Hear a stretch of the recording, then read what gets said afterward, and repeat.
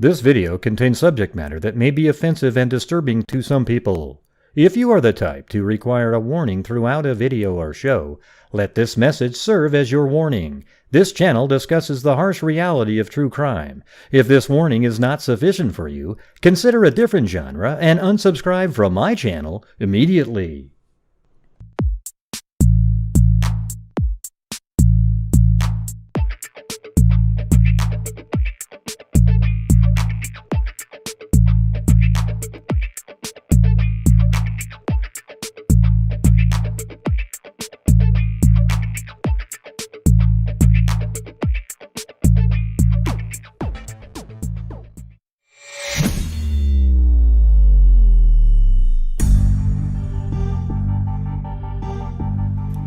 Hello. G'day, mate. G'day, mate. Yeah, that was perfect. You gotta admit it. Gotta admit it.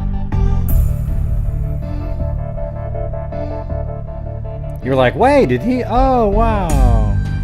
Did he move to Australia, or?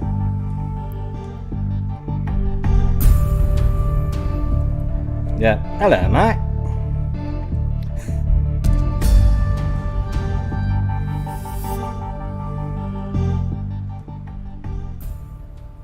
Yeah, so I interviewed the sheriff regarding the Angela Freeman case, and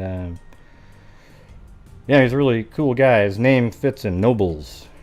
You know, he's a noble person. You know, he's really, I don't know, he just seems like he's really wanted to solve this, get this case going. I think they feel like they've solved it. They just need to get a district attorney that has the, quote, cojones to, well, not quote, I'm not quoting him, I'm just air quoting, to actually take this case to a trial, right? Because it's like, well, I don't know, it's, you know, something I didn't know is that they've already, a judge has already deemed Angela as dying already, like she's not legally alive at this point. So I don't know why it really matters at this point, because if you did find a body like downstream somewhere on the side, it wouldn't provide any forensic information at all. It might help determine how she died if there was, like, you know, hate to say it, but like a knife involved or a gunshot, something like that. And then maybe that would, I guess that would might be able to determine what type of gun it is, and is it consistent with a gun that maybe one of their suspects had. So, you know, finding the body would help a little bit, but it's so old at this point. Are you guys watching? I don't see one comment related to anything. Let's see. Yarg! Yarg. Yes, and this is the last night prior to donation night for our super chats and channel memberships, everything that goes towards helping the channel out and the charities. Okay, here's the thing is, I was going to tell you guys that, you know, last year when we were donating to Intermountain Forensics, you know, there's a broker in between, so they got like 5 or 6% of the 19, you know, whatever it was, 19,000 or so, and that's just way too much for me, man. That's almost $1,000. That's like, you know, a week's worth of shows, and that's part of your money too. So we're coming up with, apparently, if I write it, are you guys, can you hear me? Because I still don't see anybody responding to anything that I'm saying. Let me know.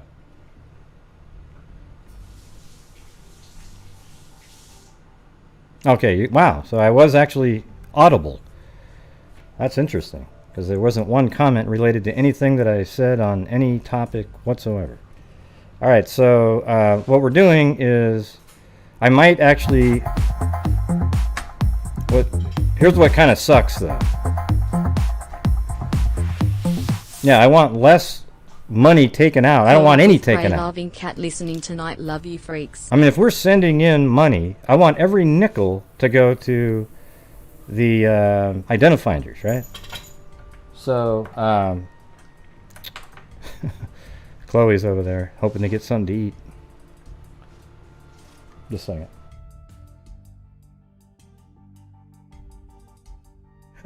She gave me some avocado, but didn't put the salt. Oh, maybe. Oh, yeah. Maybe.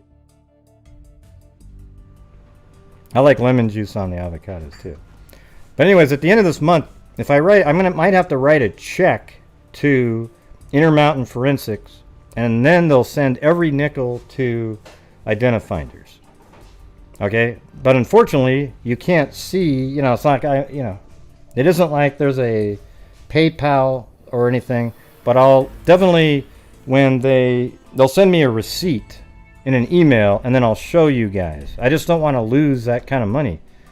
I mean, $900 and something last year went to fees. That's ridiculous, right? So we're going to send it in a check, and then I'll show you the receipt after they get it and send me one. Okay, so it's not going to be that instant gratification. And feel free to give the company a call after a couple days to make sure they got the check. I know they got the trolls out there. She's great. Hey, thanks, Norm Scanlon and Cindy Leon. Wow, look at Chloe over there. What's going on, man? Wow. Blue's over there going, wait. What's going on with you? Hey, thanks a lot, Norm. Appreciate it. We're sending it into... What do you mean, what do we buy? What does that mean? Yeah, thank you. We'll be sending it into Intermountain Forensics for use for Identifinders for the DNA fund that we're building up. See, last year we put this same year that we're in, actually, we put in... well, you see it on the screen right there. $19,500 has been put into a DNA fund to solve using Identifinders. They're the ones that do all the actual incredible work. But there's counties out there that have no money at all, and we're finding those. And it sounds like we might be able to do that one that I showed you guys from 1930 something, the Addison County doe with the 2 children that were there as well. So we're gonna probably do that one. And right now we've only got I think we've got 2 cases. One's a criminal one currently that is being worked on, so we aren't going to get any updates until later. That one's fully paid for, and right now we have $1,500 left out of the $19,500, and then I'm going to add probably $3,000 tomorrow. Well, I'll be sending a check in so we don't lose any of it, and that'll be I'll get it to then we'll have 4,000 something, and then we can probably get started on that case. Yeah, we do it. Didn't you follow the Bibb County hit and run?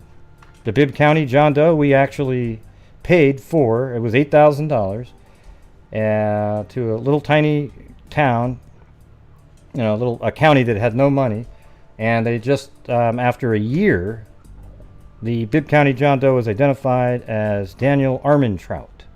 So you can go look that up on the internet, and most articles have Gray Hughes Investigates in there because and the freak. Well, they don't say the freaks, but we all know the freaks are Gray Hughes Investigates. All right, there you go. So I'm gonna, when I'm sending money to them, we'll figure out a different way. I might be able to do it through my, write the check. You know how you can write the check as if they're a person that you would pay a bill to, and then Chase, my bank's Chase, might write the checks and then send it. They write the check and then send it to the person. So I think that would be a better way to do it. Thanks, Eugenie and Rita Schaefer. All right. So most of you are aware of the Angela Freeman case, and I'm going to play the interview now. I'm going to mainly just let it keep playing, and maybe I'll make it. There's nothing going to be moving around because it's just audio. Okay, there's nothing, so you'll just have to stare at the screen blankly, and maybe my bobblehead, because I don't want to just sit there and stare at the screen for an hour. It's an hour long, but I think you'll find it interesting. And if you want to help support the channel during that time, I'm going to turn off Streamlabs is turned off, and so that would be great, because you guys help support the channel and the charities, and we've done $38,000 this year so far. No, we actually, what do you mean, do we throw ideas at these cases? What does that even mean? I don't get it. Yeah, we just work through the cases and logically and reasonably, and are astonishingly correct. Now, you could ask all the freaks in here. It's pretty crazy. All right, so let me play before I get off of here. Though, I'll put my face back on here. I know it's offensive to some people, but I'm going to play. There's an interview, and it actually shows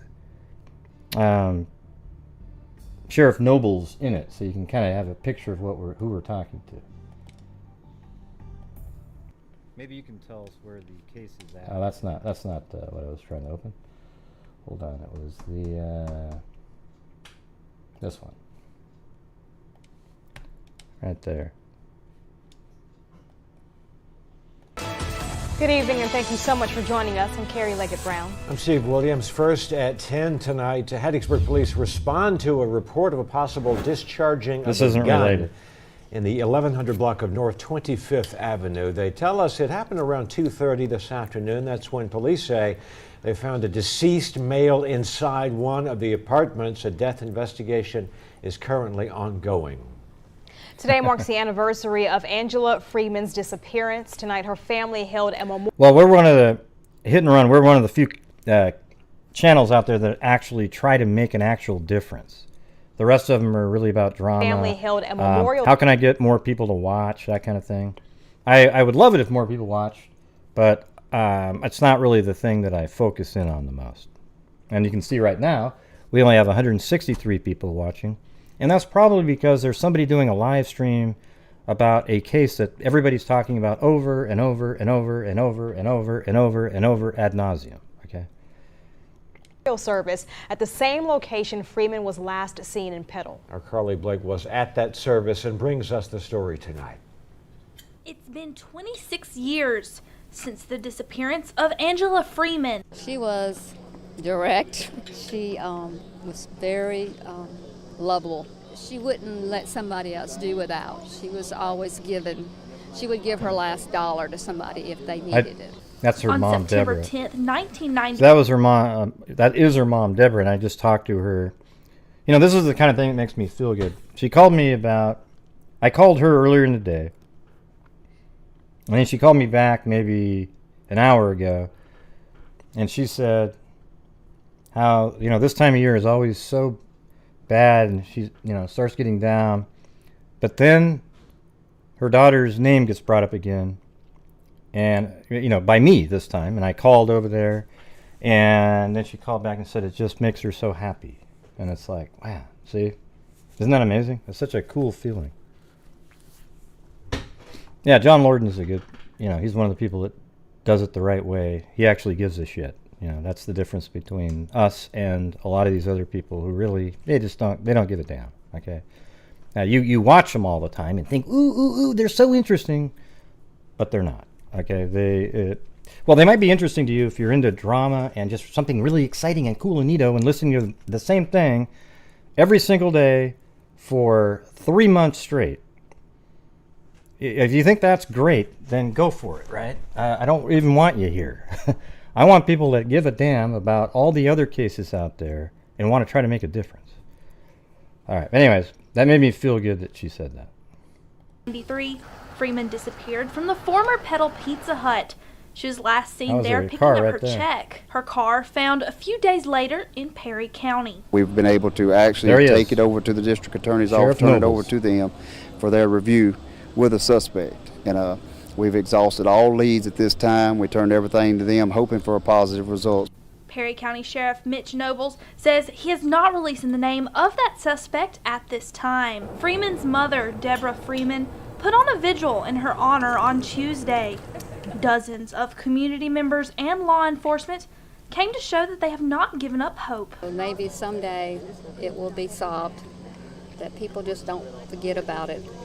Because she was human, she was my daughter. She needs justice. Deborah says it's a good feeling to know so many have not given up on her daughter. This is But I'm so 2019. glad that people still think about her, that she hasn't been forgotten. Oh, isn't that cool? That's exactly what she said to me.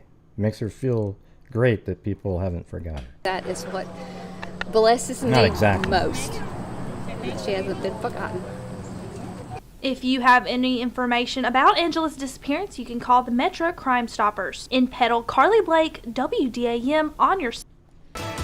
Good evening, and thank you so much for joining us. Yeah, so that was September 10th, 1993. I had in my last video in the written portion that it was 94, but below that it said 93. So I corrected that. It was 1993. She was in her second trimester. She was pregnant. It was a little bit interesting what the sheriffs told me about some of that. But she was dating. She had a boyfriend, and then I think she broke up with him. But she really wanted to date this other guy that works at the Pizza Hut. Okay, really interested in him. But the guy at the Pizza Hut was dating somebody that was in college, so he would just see Angela as more of a, we were referring to it as on again, off again, but I think it's more like a booty call. I think he was more interested in the girl in college, but while she's away, he can he does his thing, whatever.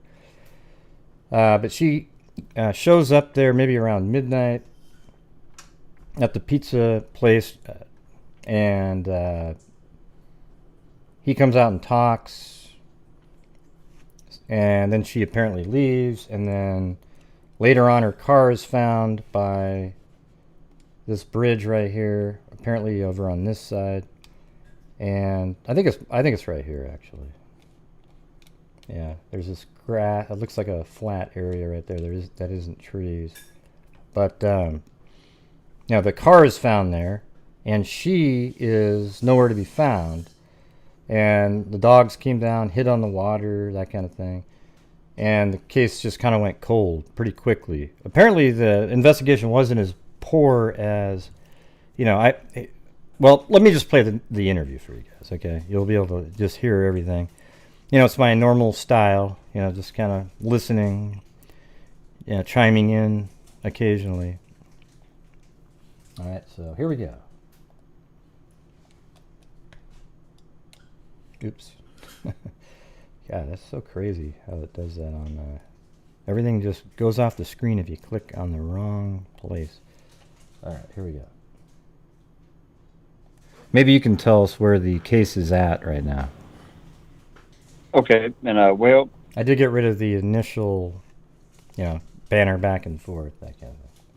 Of course, just to give you a little history from the get-go, this happened in 1993, of course, September of 93, which was actually before my time of law enforcement. And I was still a high schooler at that point in time. But when I started law enforcement in 1997, I was a part of the Perry County Sheriff's Office, and I was aware of the case, a little bit of knowledge here and there, but, just hearing about the case that occurred in 93, but I didn't know a whole lot about it until I got an opportunity to start with Petal Police Department as an investigator over there. And during my time there, which I spent 6 years at Petal Police Department in investigations, we all got to be a part of the Angela Freeman case. We all had assignments, and each one of them would go and follow up on whatever assignments that we had. The reason that Petal Police Department was involved in this case is, one, she was reported last seen was at the Pizza Hut, of course, in Petal, Mississippi. Yeah, the Pizza Hut in Petal is where she was reported, last seen. So Petal Police Department also initially received this case. I don't know if you could hear that music just barely playing in the background for a moment. That was my intro to my show. No, the rap at the end of the show started playing for some reason. And then I just muted it and I said, okay, that's going to be recorded. So I tried to get as much out of it as I could. And I said, okay, so can you say that again? You were at the Pizza Hut. Case is of course, a missing person case or a runaway case. They wasn't sure what the nature of it at that time was, and so the reason that Perry County got involved, of course, a few days later they found her vehicle abandoned at the Mahned Bridge, which is located in Perry County, Mississippi. So that's where Perry County, started their investigation side of it, and Petal Police Department played a role in it. And ever since the case has been involved, there's been a cooperative agreement between Petal Police Department and the Perry County Sheriff's Office in working that case. But of course, during my stint at Petal Police Department, I was an investigator. They allowed me to, work on my assignments. Of course, was linked to Perry County people because, of course, that's where I was from. So each one of us got different assignments. So when we started, at that time is when I really got to read over the case and kind of get a little knowledge of the case, more knowledge than I had when I was just a deputy here at Perry County. And then, of course, in 2015, I was fortunate to be elected as sheriff of Perry County. So every case that was, an old case or an old case of, a cold case, however you want to place it, was, of course, inherited. I inherited all the cases that we had of the past, and Angela Freeman being one of them. And so initially coming into office, her mother reached out to me, of course. She was excited. There's a new sheriff, coming into Perry County, and she's never lost hope in getting, closure for her family, for everybody, involved in this case. And she reached out to me, hey, you're the new sheriff, and are you going to pick up this case and start working it? Which, I told her immediately, not just that one, but every cold case that we had, I wanted to put my hands on every one of them and look at them personally. Well, during the time that I was not here in my stint at Petal Police Department, Rusty Keys, who is now the chief of USM, University of Southern Mississippi there in Hattiesburg, and he's now the chief of police over there. But at the time, he was an investigator for the USM Police Department, and he actually was assigned these cases of several of our cases, and he was a cold case investigator. And so when I first got in office, that was one of my first tasks, to go meet personally with him on each one of the cold cases that he did have at Perry County, and Angela Freeman being one of them, and go over the facts of the case. And so not long after being in office, I went over, sat down with him, and he walked me through the entire case and the work that he had involved in it. And at that time, after looking at what he presented to me, I told him, that in my mind, he presented the facts, circumstantial case against the one that we believe was involved in her murder. Of course, the judge, I don't know if y'all aware of this or not, but a judge has already ruled, the death of Angela Freeman. That's already been ruled. Even though we have not located her body, with the time that has passed, the judge, they took it before a judge, and the judge has ruled it to be a death. So now, of course, this missing person runaway case is now, and officially, we're working a homicide case and a homicide investigation. And so we reached out to Rusty. I sat down with him. He went over the facts of the case, and like I said, he built a great case against a person that that we truly believe that was involved in it, or the person of interest of that case. And but since being in office, we met with him. We started doing some more groundwork to try to make sure that we gathered up all the information that we could, that we had that might have been missing in the case. Once we done that, we got with Rusty Keys and Jamie Humphrey at the time. He's actually a chief deputy for the Forest County Sheriff's Department now. He was working with me. He had a lot of interest in the Angela Freeman case. He was working with me as a part-time investigator. So him and I sat down with Rusty Keys, and we started putting the case together to get it prepared to turn into the district attorney's office. is right at the span of a new election coming up, and we knew a new district attorney was going to be coming into Forest and Perry County. We went ahead and put the case together and passed it to the district attorney that was actually going out at the time, and she said yes, we'll be glad to take and accept the case, and we'll turn it over to the new district attorney, and hopefully move forward from there. So whenever we got the case put together in its entirety, turn it over to the district attorney's office. Of course, the new district attorney took office in 2000. Make sure I get the times right. 2020. When the new district attorney came in, we've had several meetings with him since then. Of course, any district attorney's office, an attorney, they want a winnable case, to take to trial.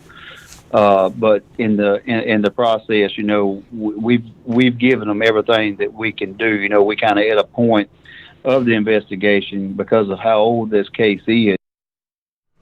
If I accidentally said that they found her by the bridge, that's not what I meant to say.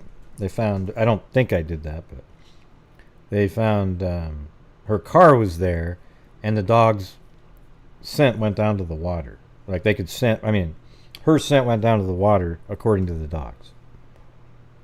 But they never found her.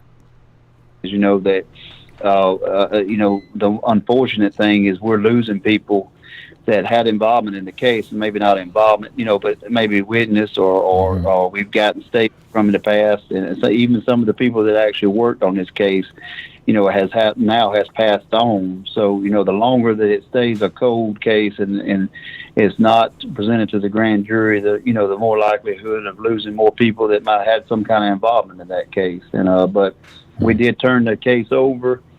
We've had several meetings. We're actually fixing to maybe possibly go and have another sit down. Just myself, Rusty Keys, and Jamie Humphrey going to sit down with the district attorney himself and discuss this case again, of what we would like to see going forward. I mean, we feel like we have got a person that we definitely believe was involved. I believe we have enough to take it to a grand jury and get him indicted for it. And I've been in, conversations, as you said, you done talked with the mother and the brother. Am I correct? Yes.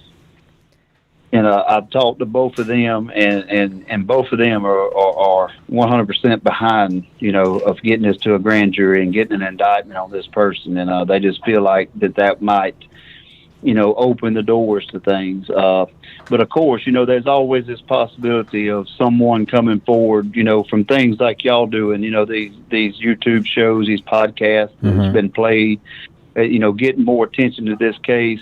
Somebody might come forward and say, hey, I know who exactly did it. I can tell you and give you good facts, that would be strong enough to, convince the district attorney to go on and move forward with this case, and of course, anytime you're trying to indict or try anyone on a nobody case, that's one of your toughest cases to work, is one that you do not have a body.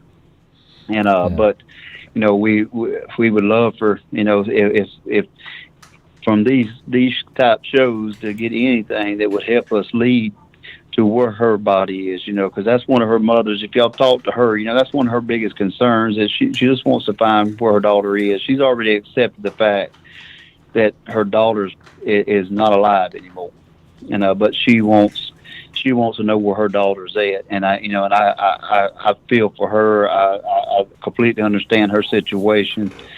She wants some closure to this case, and I want to give it to her. As long as I'm in office, I'm gonna keep fighting to try to give that to her. Yeah, that's great to do. Your last name fits you. It's a good thing to do. Yes. Yeah. Well, I appreciate that. Yeah, I mean, it's really a sad case because it sounds like early on there was some evidentiary items kind of missed that might have helped. Maybe some, like right when the case first started. I don't know for sure, but that's what the mother and brother seemed to say, that like there was some fluid on the ground that looked like they thought it was transmission, but maybe it was blood, something like that. Well, now there was, and I'm speaking just from the case file, case notes. Again, in 1993, I was in high school and had no idea what I was going to become when I grew up. But what I do know of it based off of reports, and there was actual transmission fluid that was on scene, and there was also blood that was on scene, but there was actual transmission fluid that was found. To say that things was not done correctly, I mean, you can go back in history of any case that you want to pull out of the file, and there's things that's not done correctly on, no file or no case is worked up to 100% perfection.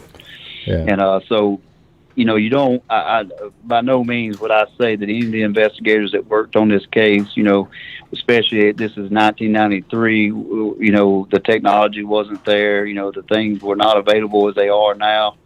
And so, I can't say, I know there was a lot of dedicated people to this case throughout the years. There's a lot of folks that put a lot of time, spent a lot of time, including myself, when I had the opportunity back when I started with Petal Police Department. So, I mean, put time in it. Mistakes made, I'm sure they were, but you got to overlook the mistakes. There's no way to take it back. Yeah. But you got to take what you got and move forward with it. I think it's kind of like they're family members, so every single mistake is magnified in their minds a lot, right? And you are, yeah, you are correct. And it's just like, when you call for an emergency, the ambulance to come pick up your loved one that might be having a heart attack. What's 5 minutes to them seems like an eternity. Mm-hmm. And so no different in this case. Every mistake made, of course, they're upset and rightfully so. And but to understand this job is to put on the shoes and wear the shoes of someone having to do this job, and things that people seem to forget, and that law enforcement's human beings too, and we're capable of making mistakes, or we're capable of also missing something. And so but again, we're put on a pedestal, we're put on a higher standards, and you have to understand that. As I told my crew that works for me here, I take the good and the bad of whatever their actions are, no matter if it was good thing they did or a bad thing. I catch the heat for it. It comes back to me.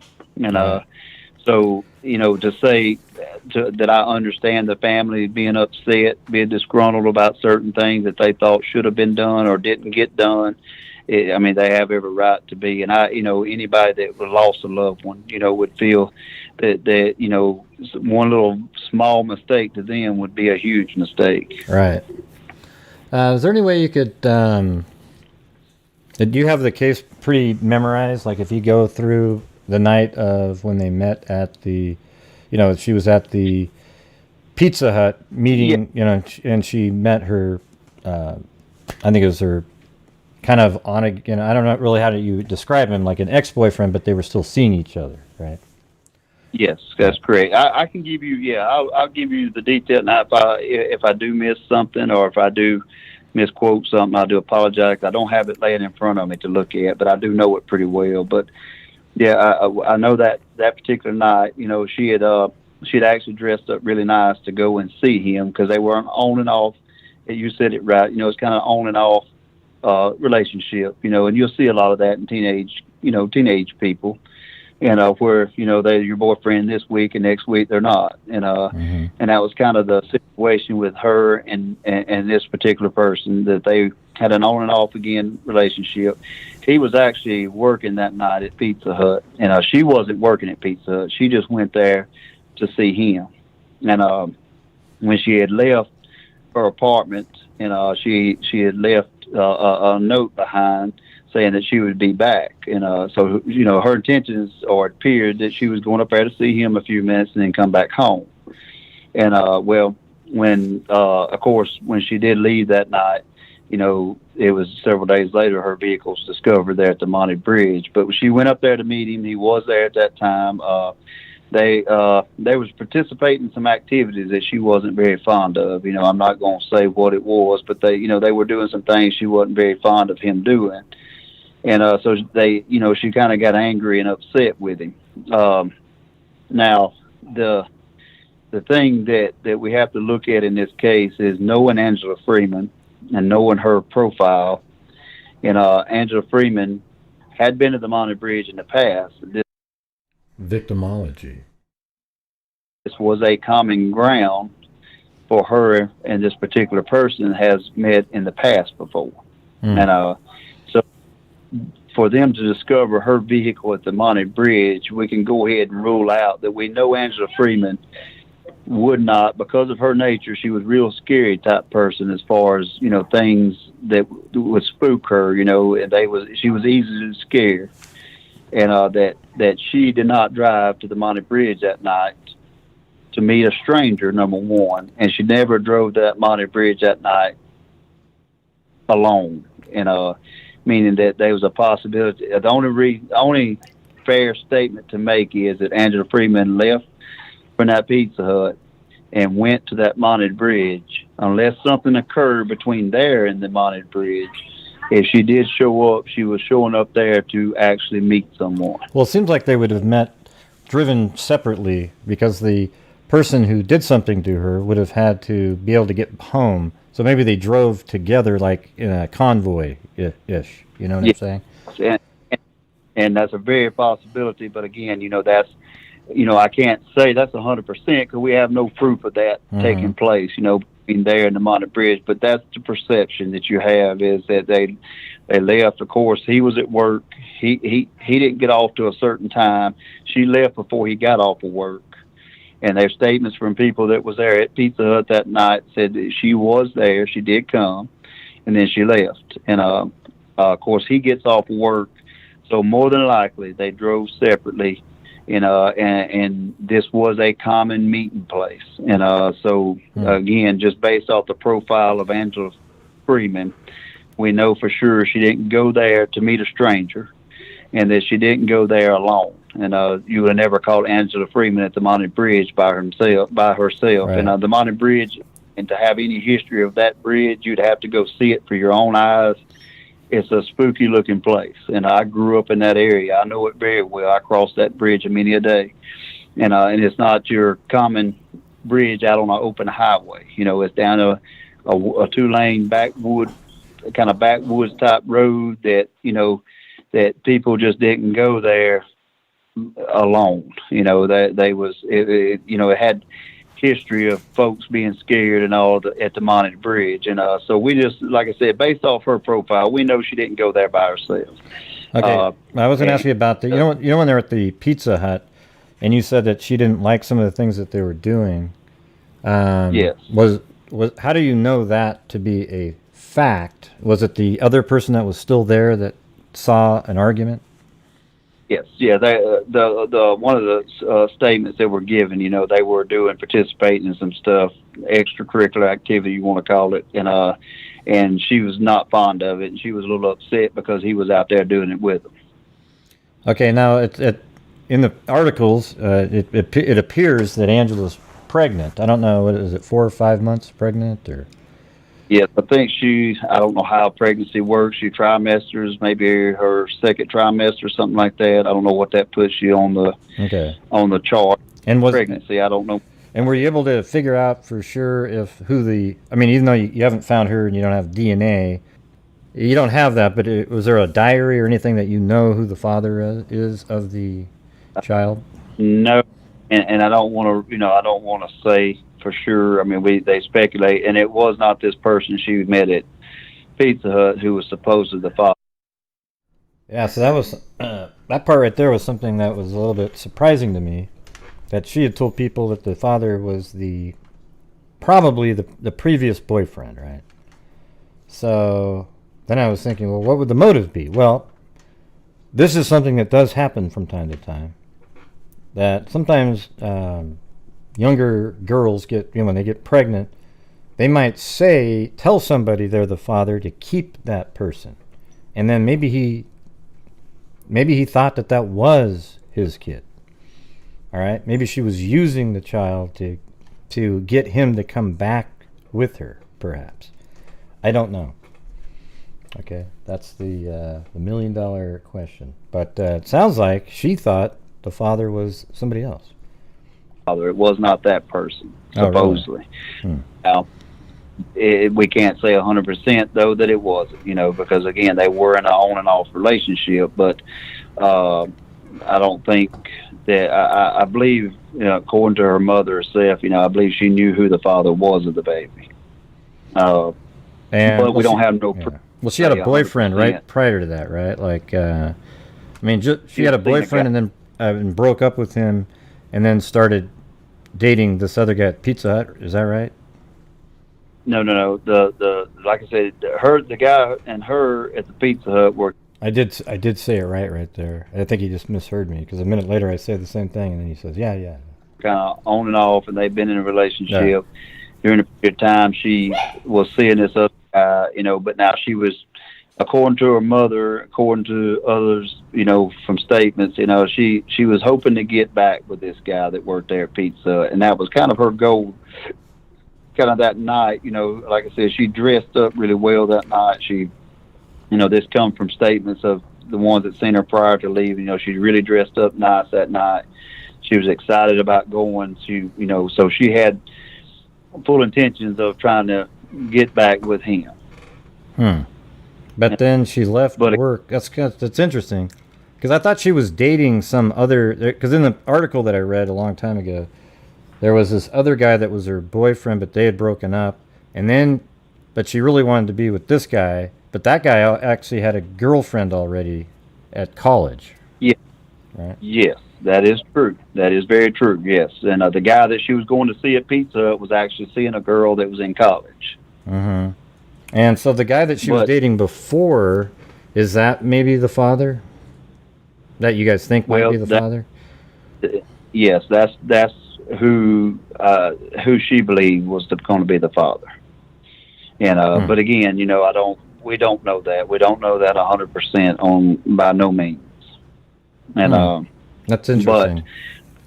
But that was who she was thinking was possibly the father of the child, and according to her mother and the ones that And see, and then it makes it seem like when you hear that, you go, "Wow!"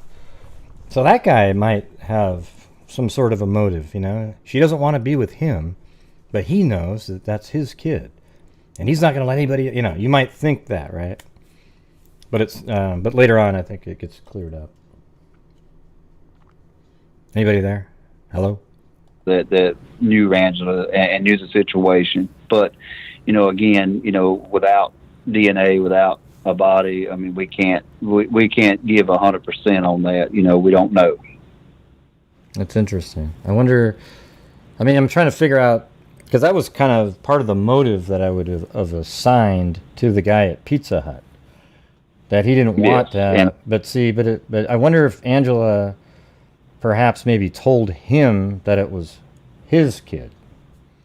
Do you think that's a possibility? Well, we don't know that, and that's the part I was fixing to get to, the theories. And this is only theory. This is not any proof of anything. We do know with her car, the evidence that was found, there was DNA there, and the best to my knowledge, they were able to test it. And back then the DNA technology was not nowhere where it's at today. But we know there was blood found on her vehicle too, and her tail light assembly. Mm-hmm. And we know something occurred at the bridge, or it appeared that something happened there. Of course, she's nowhere to be found, and nobody else there except for her vehicle that was found. But the theories, that they met, they talked. He might not known anything, I don't know, or he had knew that he wasn't the father of that child and was angry, or she might have, you're right, it could have been she told him that, hey, you're the father of this child. Anything could have taken place, but we know something occurred at that bridge. And there was no blood inside so there's no blood inside the vehicle, right? It was outside the vehicle. It had puddled up around the bottom, I believe, of the taillight assembly, and there was some blood found inside the taillight assembly itself. When you say inside the taillight, what do you mean by that? And from the, I'm assuming from the trunk somehow it come down and dropped into the taillight assembly, and it might have been a busted taillight. I can't remember. It seemed like it was. Okay, so it is possible then that she was in the trunk at some point. Well, now that we don't know. Again, the trunk, so my knowledge, it was not open when they. But I don't want to speculate on that because I don't recall without having it in front. I don't want to say something the wrong way on that. Mm-hmm. But I mean, yeah, I mean anything of that nature could have been. I do know that there was blood inside the assembly, and. So the things that he says, don't quote me on. When you hear it, just say to yourself, okay, he's not absolutely certain of what he's saying. So don't go, ooh, look. I mean, let's just, realize that he doesn't remember every single thing because he's got a whole bunch of other cases too. And he said, when he says don't quote me on it, it didn't mean I couldn't play it. It means that isn't really. And when people say, don't quote me on that, they're just really saying, I believe it's this way, but I'm not certain. Right? Okay. Because they actually took that out as evidence, the whole taillight assembly, they took it out as evidence. Could blood have got in there from the outside? Just like, let's say you're standing by the rear fender or something, and something happens to you. Could blood get into the taillight from that side, outside the car, not necessarily in the trunk? It shouldn't, because they seal them things up for water and rain and everything else. But if I'm not mistaken, like I said, don't quote me on this. It's not in front of me, but I believe that taillight assembly was broken and had a crack or a break in it. Oh, okay. So maybe that was how it would get in. Yeah. Maybe. Okay. Yes. But don't quote me on that, but I believe it was, and if it was, then yes, there's a possibility blood could get inside there from the outside. Okay, now inside the trunk, though, there wasn't blood anywhere inside the trunk other than inside that taillight assembly, right? If I'm not mistaken, yes, it was just inside that taillight assembly. So it's probably more likely that something happened while they were standing outside the vehicles. There's got to be. I'm saying vehicles because I think there was two there, but yes, and we do too. But again, there's no proof. I mean, the strange thing that lead us to. What I found interesting is how close the theories that we develop here are to what they think. They have a ton more information though, and we don't get to hear all of it. But the theory that we came up with, just using reason and common sense, not the wild conspiracy, wacko shit that you see everywhere else, we're really close. Like, we believe that it was the guy that she went to see over at Pizza Hut, and two cars, because how would the person get back home 13 miles if they didn't drive two? And then later we find out, it turns out that they used to go there all the time. So it's kind of like a lover's lane situation. And without giving out too much information, because I don't want to give too much out, but the strange thing that the events of that particular person that we have of interest, the events of his day going forward after that is what lead us to believe on the circumstantial side, that we have enough, just from his events that took place after the fact of her going missing. And so that's what kind of leads us towards, looking at him as our number one suspect. Well, can you do any of those events? I think I think the mother and the brother have told me some of the things. I think, I don't know. I can't remember now myself. Well, the only reason I don't want to, just in case, if we do get to go forward with this, I don't want to put too much of what we, because that's what we would go to trial with, based off the events that happened after her, after the event, what he done from that point forward. Listen, everybody, just go with what's more reasonable. See, I can already see people typing in the chats. Maybe that guy and another girl, there wasn't, come on. Just use reasonable thinking when you're speculating. Use the facts that are available. Okay. Yes, he was dating somebody that was going at another college. She wasn't aware of Angela, right?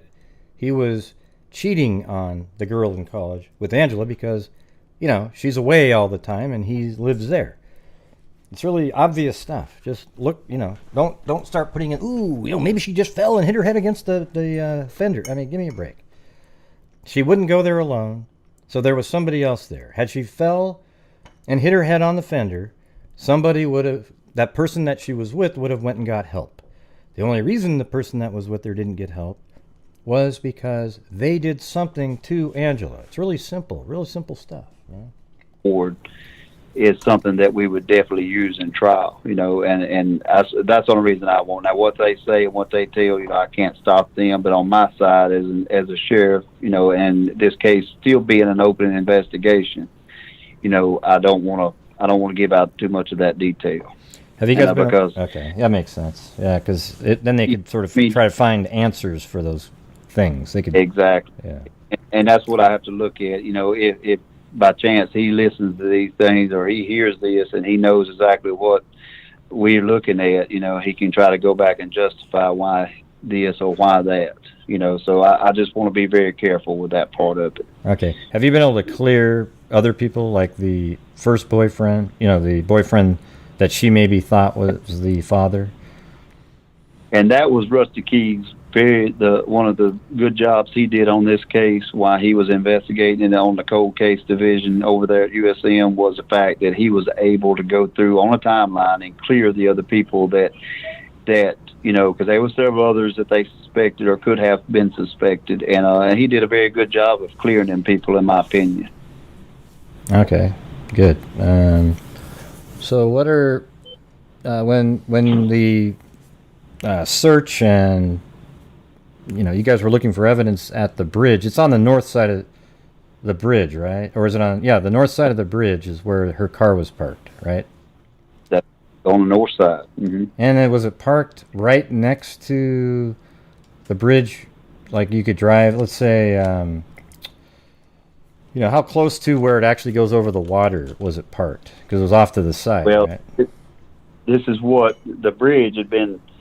It's supposed to not been passable anymore. They had closed the bridge down because it's an old wooden one-lane bridge. And so they had actually mounted dirt piles, like at the start on both the south and the north side. They'd put dirt piles right to keep people from going across. Of course, people started climbing the dirt piles and wearing it down so that they could still cross the bridge. And it happened like that for years and years until they finally took out both ends of it, and you cannot cross it no more. But there was a dirt pile that was piled up, and her vehicle was right parked at that, close to that dirt pile. And so it was not actually on the bridge itself. I see. It just pulled over just to the side of the barricade, basically. Yeah, right there to the right, that a vehicle still could pass by. Now, let's say you're heading towards the bridge. Was the car on the right side or the left side? I'm pretty sure it was on the right side, but that's one of the things I don't have right in front of me. But I'm almost positive it was on the right side. Mm-hmm. Do you guys actually have pictures of the car while it was still sitting there? Yes, there's pictures where it was still sitting there. Is there any way I could ever get one of those, or is that part of the evidentiary? That's right now would be definitely part of it, and we couldn't release anything on that. If I'm not mistaken, you might can roll back. The Hatchback American? You ever heard of that? No, I have not. Okay, have you heard of Hattiesburg, Mississippi? I have heard of that. Okay, Hattiesburg American is a paper that they used to publish out and come out of Hattiesburg. Now, in their archives, if I'm not mistaken, the picture of her car is on front page of one of their articles that during that period of time. I wonder if I have. And you might can make contact with one of them at the Hattiesburg American, and because it's now, I think it's basically online. I don't even know if they do a physical paper anymore, but if you can talk with them and look back in their archives and see. I actually have it. Isn't that crazy? I mean, I actually have a newspaper.com subscription, and here it is, Hattiesburg American, and right on the front is her car, but it's like parked in grass. It looked really, did it look like that, or is this when the car was moved somewhere else? Now that picture that was on there, because there was grass growed all around. Like I said, this bridge and this road was not being used as a main thoroughfare no more because it was supposed to be condemned and closed down. And so they could have been grass that was around. I can't remember. I've seen the article picture many a time, but I can't tell you exactly what it looked like. If I was looking at it now, I could tell you, yeah, that was it. Yeah, it almost looks short, like almost lawn height, the grass there. It's kind of weird. But so you're looking at where the picture was taken. Well, it's a picture. It's just a side shot of the vehicle in that newspaper. Yeah. Mm-hmm. Well, that's where it was. That's where it was located that day. Okay, it's hard to make out what's in the background or anything. Oh, interesting. So it's hard to get Wait a minute. A game warden that's standing in the picture, if I ain't mistaken. Okay, I think I've. Yeah, it's interesting. I actually was just looking at this, and I looked way back there. Can you see that? That almost looks exactly like. I mean, I don't know if it is or not, but it almost seems like it could be this stuff. Yeah. I don't know. It's hard to tell, but it looks like a less of an angle. It should be sharper like that, but I'm looking way back there and I see that. Weird. Different one. So maybe I'll go look at that newspaper on newspapers.com around that time. Yeah. And do you actually have pictures of the Old Mahned Bridge itself? I do have pictures I found on the internet that looks really like you could just die trying to walk across it. It's like like I said, it was an old bridge, that wooden a one-lane bridge. I mean, if you got started halfway on the bridge and somebody started coming on the other end, they'd have to back off so you could come through. Yeah. Except here's the only thing, Ryan. See, I don't think everybody's catching what's going on here. See, the thing is about the Pizza Hut guy is one of the main reasons that he was interesting, made him more interesting, was that it seemed like he was going to be the father, except Angela didn't believe that the Pizza Hut guy was the father of her child. It was her previous boyfriend. Okay? But I think given because what motive would there be for her to be killed? There is no motive other than if she was pregnant, and that's about it. I mean, really, that would be the only motive in this scenario that would make any sense, unless he said, I'm going to tell your girlfriend that you've been seeing me, and he didn't want her to do that. So those are the only two, right? That she threatened to tell her, but then why would she didn't even know about the girlfriend, right? Because, I don't know, it's just... It's weird. It's either pregnant or threatening to tell about the other girlfriend. I could see a scenario here where she really wanted to be with this guy, so she told him that she was pregnant and it was his kid to get him to leave the other girl and be with her. Okay? That makes the most sense to me. You get what I'm saying? All right. And so, to me, he's just as interesting now if you think about it like that. That I think that's a common thing that I wouldn't say a lot, but it's been used many times. I mean, put a one if you've never heard a scenario where a girl told a guy that she was pregnant with his child to keep him. And I've even seen cases where a girl was murdered by saying that she was pregnant to keep the guy, but she wasn't even pregnant at all. I mean, isn't that just scary as hell right there? Yeah, that actually exists out there. And maybe we'll take a short break here. We got to do one of the gimmicks here to help get the... Which one should we do? Gray's So Mean or the apple? because we're really struggling again tonight.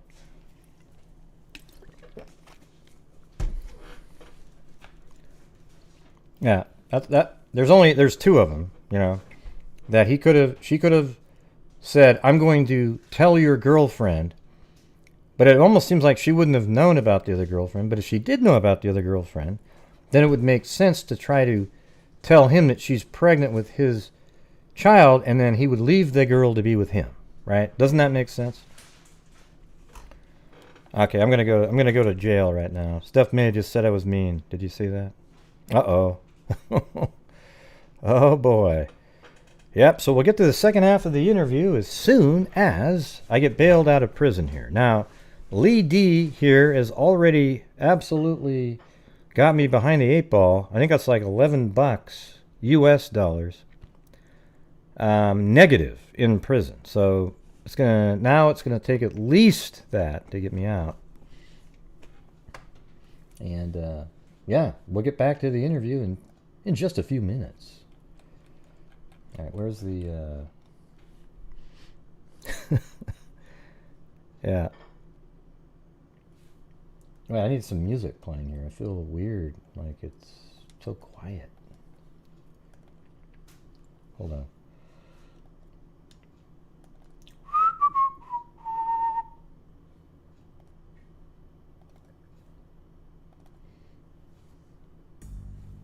And there we go. Ah, that's better. All right, you guys, so we'll get back to the interview.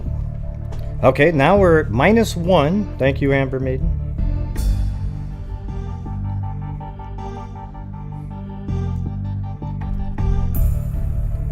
Oh my God, so now we're down -6 again. Because Rita Schaefer just doubled down on no bail. Man, brutal. Brutal. Thanks, Ryan Mitchell. Bail, ocean And wave, the reason I'm ocean doing wave, this is because it ocean helps support wave. the channel and it allows me to donate as much as possible to the charities at the end of the month. Yes, it's tomorrow night, but we still have to have all the nights have to lead up to donation night, or it's just not really, it doesn't work. Doubling down on no bail. For me. Oh, look at that. Perry Mom and... Wait. Top up, no bail? Wait, so what? Let's see. It was -6. -10. You are simply the best. Plus better than all 10. The rest. Hey, well, thank you very much, Perry Mom. Very nice comment. And then I think I'm out now. There we go. I'm out of jail. Thank you guys for bailing me the hell out of this place. Okay. Thank you very much. Well, it's okay. Listen, everybody. Top up, no bail. I don't want anybody helping out on the channel with super chats and whatnot if you can't afford it, right? Like, it's like, you know, oh my God, I can't even buy milk or something. Forget it, right? But if you can help out and you feel like you can afford it and you like what we're doing here, like I've said a million times, this is what we've done this year. Look over here. Last year, the channel donated $22,000. This year, during all the way through the pandemic. So the pandemic started in 2020. That year we did $22,000. This year we've donated $38,000 with 2 months left to donate, meaning this tomorrow and then the next month. So we could get up to, if I'm donating $3,000 tomorrow, let's say, we'll be at 42, and then hopefully we can do another 3 or 4 next month, and that would be at 45. I mean, wouldn't that just be ridiculous? All right, then we'd be at 70. What would that be? $77,000. No, is it 77? 67, right? And then next year we'd have to do 33 for this channel and the Freaks to get to $100,000. That would be crazy, right? So there you go. And so far this year, if you're interested in where we've donated, since there's new people here, Texas EquuSearch, $5,050, and this money comes from the revenue of the channel, okay? All right, so Polk County Sheriff, $500. That was for an orphan girl. Charley Project, $500. RAIN, Violence Against Women is RAIN, $5,000. NCMEC, National Center for Missing and Exploited Children, $4,450. The Libby Abbey Ballpark for the Delphi case, $2,000. Our DNA fund is $19,500 so far. Texas EquiSearch, $5,050. And the Innocence Project, $1,000. All right. So go out there and find another channel that does anything close to that. Let me know. All right. They'll go, oh, well, great. There's better play. Okay. When you get your YouTube revenue, tell me how much you are sending in. Okay, because I send in 50% at least.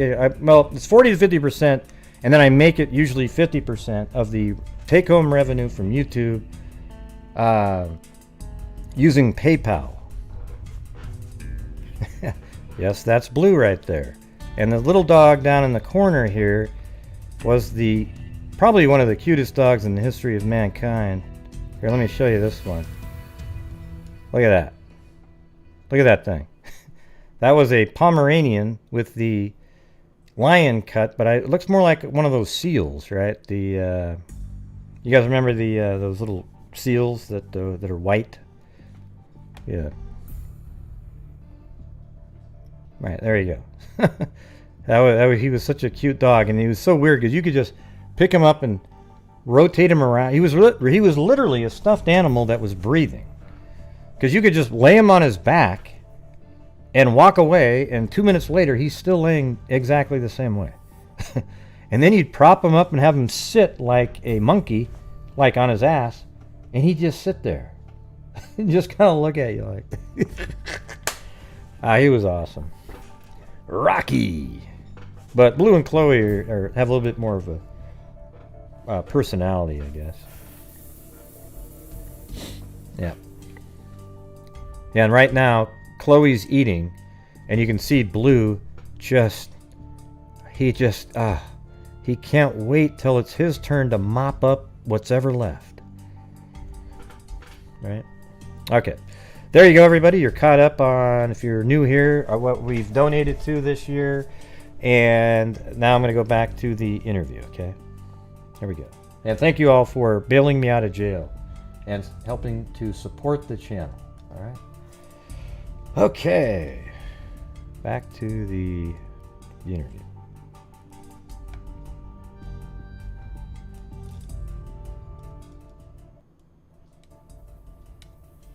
I wonder, you know what I want to know is how many dollars Lee D has me in the hole on negative bails since I've been being put in prison. That's what I want to know. I think it's like negative $500 or something. All right. There we go. Okay. And there was something I was going to ask earlier about the entire the incident at Pizza Hut. You're saying she left before he did? And yes, if I'm not mistaken, she left before he did, and because he didn't get off work until and I think it was like 1 o'clock that morning.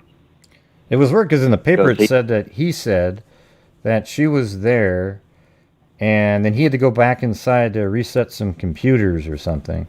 And then when he came back out, she was just gone. Yes. If I'm not mistaken, he had to go back in, and he didn't actually clock out till like 1 o'clock or something. I can't remember what.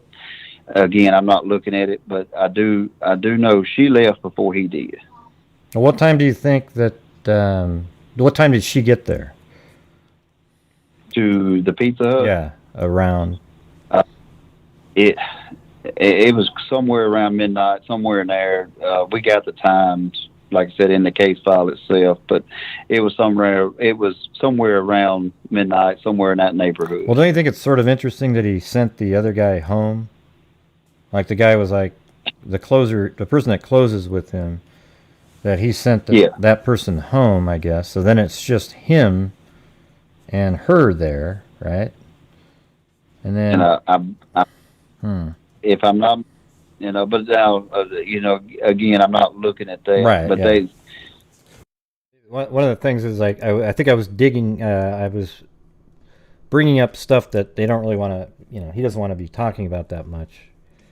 So, yeah, some of it he couldn't answer.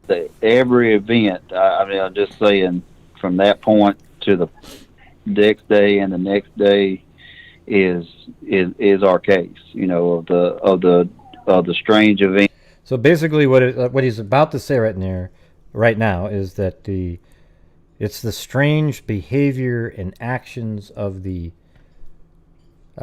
Pizza Hut employee that Angela had been dating and had seen this night. The strange behavior after that has really led them to believe they've got the right guy.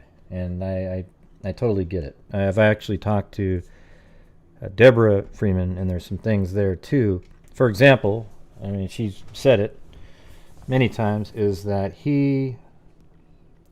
this guy that worked at Pizza Hut would go to their house all the time and have meals and be there and stuff like that. And then after Angela's disappearance, he's never been there ever again. Never spoke to them ever. Now, why would you do that? It took place. Mm-hmm. And the thing is, the wording. Everything that when we hear about what happened after that employee left, and it's just the on again off again boyfriend. That's all words that he's telling you, right? Like you don't actually. There's no cameras or anything, right? No. So like if she, so when he says that she left before him, we don't even know if that's true, right? Yeah, that's not. No, I don't want to say that because if Rusty was here, he's better at it than I am because he studied it so much. But it seems like there was some statement of one that said that they did witness her leave before he left. But I'm not 100% on that. Don't quote me on it. Well, that's interesting then, because how would he then know to meet her at that bridge? That makes it. Yeah, and that's one of the. If throwing the theory out there that they left him there and met at another place, common ground, could have been his mama's place, or whatever, and said, "Hey, let's ride out there."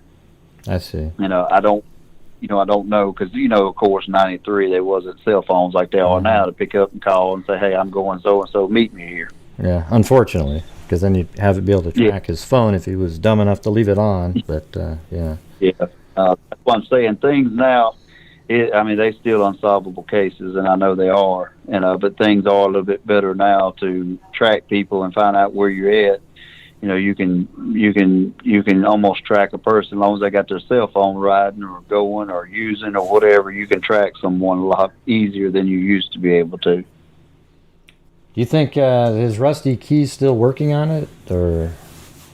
No, he turned the whole case over to me, and once we turned it to the district attorney's office, we acquired the whole case file at that point. Like he's the chief of USM now, and he don't work. He don't have time. He's like me. He don't have time to work investigations like he did when he was. That was his job, was cold cases. Mm-hmm. And now he runs the whole police department there at Southern Miss, so he don't have the time. To do that, but since when I came in office, he was assistant chief at that point, and then he became chief, but now he's still, he's right there. Anytime he can do anything on that case, he'd probably stop what he was doing to help us to look into anything that we got, any new leads or anything that's new with it. Himself and Jamie Humphrey that works for Forest County now, they would stop what they were doing to come over and help. They both hold a lot of interest. Rusty working on it for as long as he did, and then Jamie Humphrey, he can date back to times he's went out and done different work on it. And just recently, we got some information from a psychic that reached out to the family, and we. And when I heard the psychic, I was like, oh no. But they're just doing they reached out to the family So they're going to do anything that the family wants them to do. I mean, Deborah said, when I was talking to her on the phone, she was talking about a psychic, and I was like, well, I mean, I don't believe in psychics, but, you know, you never know, I guess. Because it's hard for me to... That's one of the topics that it's hard for me to let go. I don't believe in them at all. I think they're bloodsuckers who... they hear about a case, they know people are desperate. They'll tell you anything. You know, and then people spend all kinds of money getting the information, and it's like, yeah, I don't know. It's just really disheartening that people get... I just don't believe in them. Okay, I'm not going to keep talking about it, but... Follow every, we don't care who it comes from. And we did a search with metal detectors out close to the Mahned Bridge, just based off of some psychic information. The unfortunate thing is, there's been a lot of floods since 1993, and the whole river itself is not even sitting where the river was sitting at 1993. Yeah, and the thing is, I guess it rained, so it got higher. She could have been miles and miles downstream. I just covered a case maybe, I don't know, 3-4 months ago. This girl who apparently she killed herself. She jumped off a bridge. It was really weird. She just parked the car, jumped off a bridge, and they found her 80 miles away in like 4 days. I mean, it was just ridiculous. I've never even thought of that, you know. Give you some quick history on that since you spoke on it. You know, of course, during the time of this, they brought cadaver dogs out there, and the cadaver dogs did make some indications on the water. When the divers went down, and there was so much debris, and there's a lot of debris that gathers up right there around that Old Mahned Bridge. Mm-hmm. Because of the pillars, and right? The pillars probably stop branches, and they hold a lot of debris, so there's a lot of debris under there. And also the divers will tell you, the ones that did dive during that time, and they was fish down there, they said they could swallow human beings, it looked like. Like catfish, like huge catfish, those big. Yeah. They call them tabby cats, is what they call them here, and they're huge. I mean, they'd be 80, 90-pound catfish at the bottom of that river. Wow. And but they did do as best as they could in the diving efforts to try to find it. But again, it could have, you know, she could, if she was thrown into the water, she could have hung up on some debris. They couldn't find it, or she might have floated and could be miles away. Mm-hmm. You know, because that river is never changing. You know, I mean, it's ever changing, and it's, you know, since I've been in office, I know we had two of the worst floods that we've had in Perry County's history has happened since I've been in office. What direction does it flow? Like if you're looking on a map down at it, like north-south oriented, does it flow to the east or west? Well, the thing is, if a body's in the water, it would float to the top after a while unless it was snagged. But after a while, it wouldn't matter if it's snagged. There isn't the gases that would have bloated the body originally aren't there anymore, and it would just stay down and, you know, move along, you know, underwater.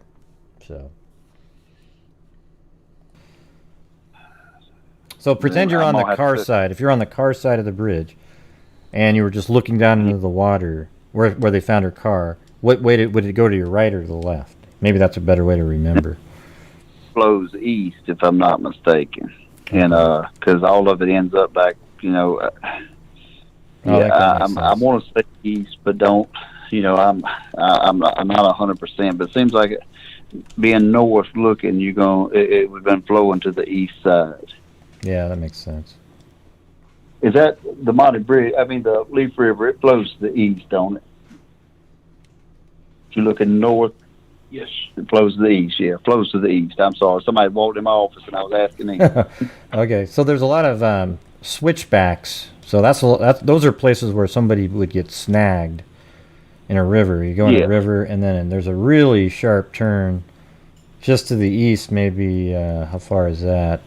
Like maybe 1 1/4 mile. It makes almost over a 90-degree turn. Yeah, it does. And then it just goes. Yeah, man, that's.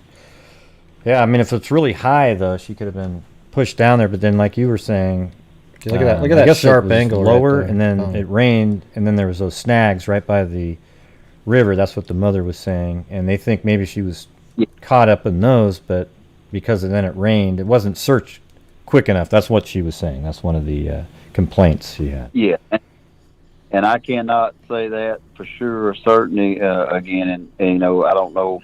I know based off case file what was done, and but how intense or how, I don't know. Because I definitely was not a part of it and could have it'd be able to tell you exactly what was done and what wasn't done.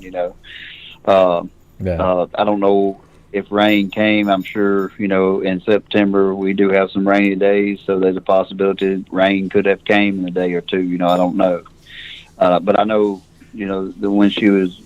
Which she technically none of this hit the news until her car was found, which was that Monday is when everything hit the news saying that she was a missing person, and they found the vehicle, of course, but it was a few days later before they found her ride. Yeah, somebody actually messaged on my last video.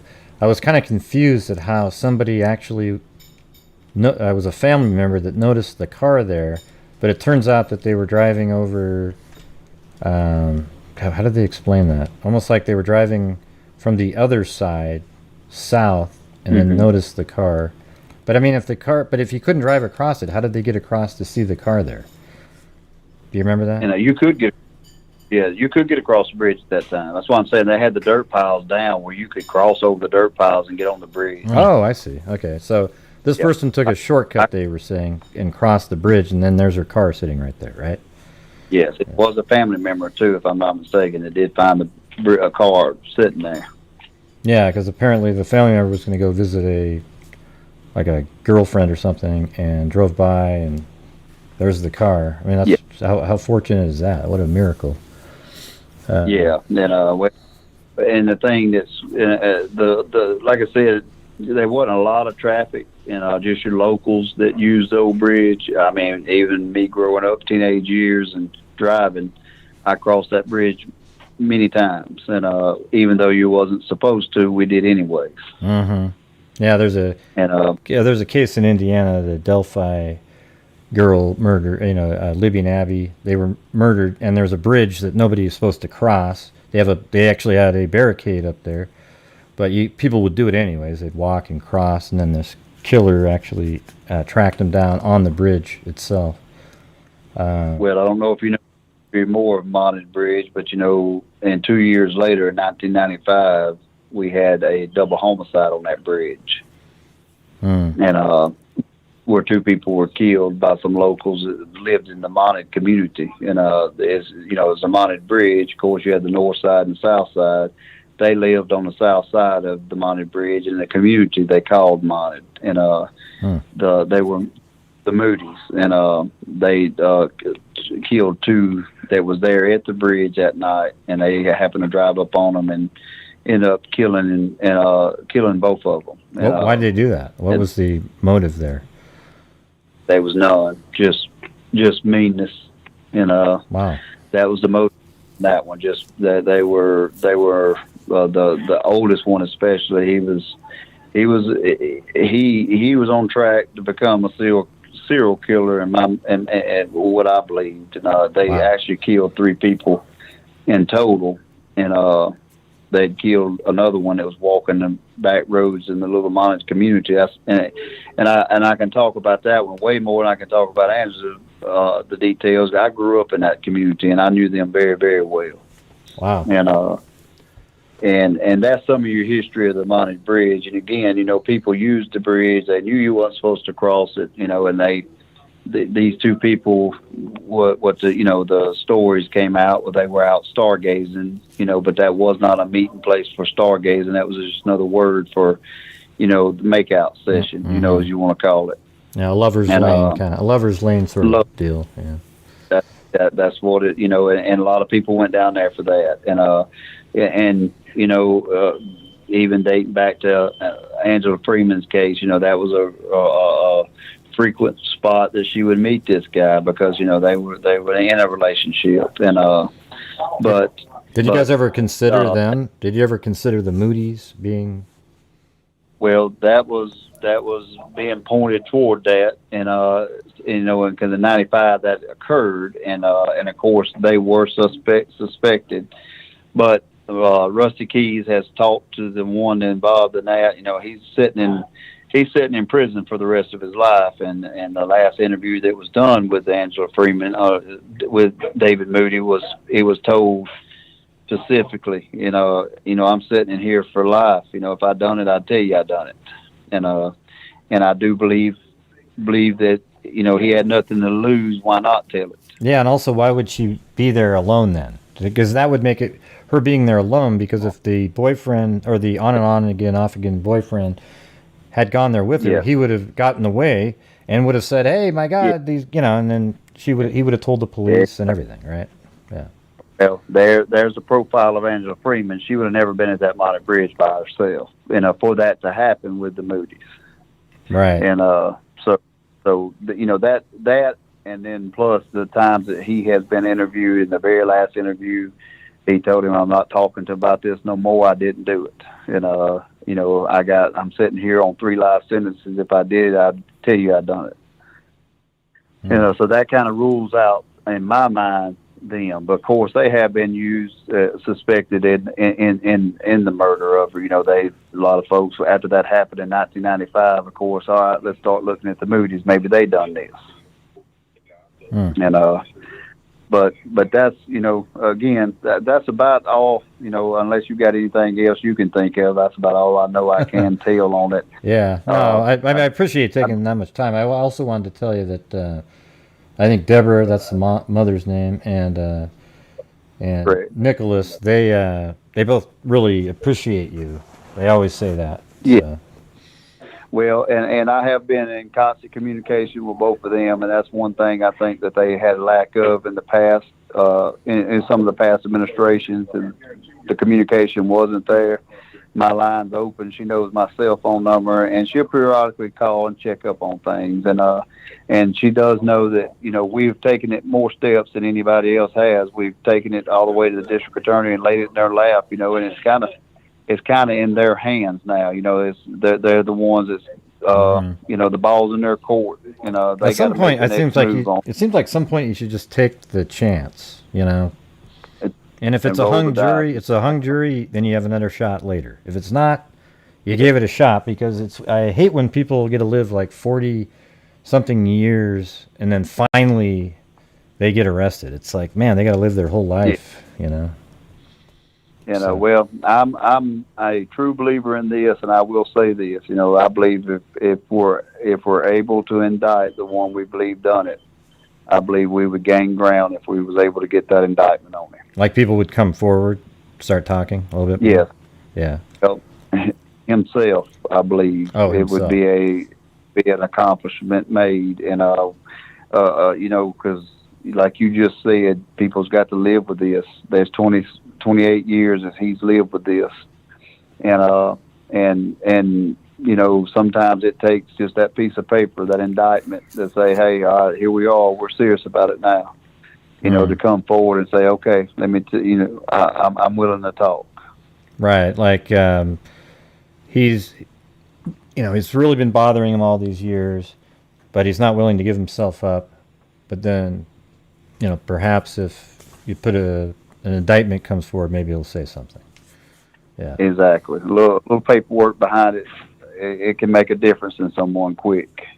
All right. So, is there anything that you want to tell people that might be listening to do? Just basically, we're still open to any information that comes from the Angela Freeman case. Any that leads, anything that we, that someone could give us, that we're willing to follow up on it. Since I've been in office, anything that we have gotten, we have followed up with it. Most of them has led down dead-end roads, but, that's our job. Even though this case is turned over to the DA's office, we're still open for any new information that we can, help to build the case stronger against the person that we think, and or even if it, solid information comes in to change the whole person, which I don't think it will, but we're willing to look into anything that's given to us.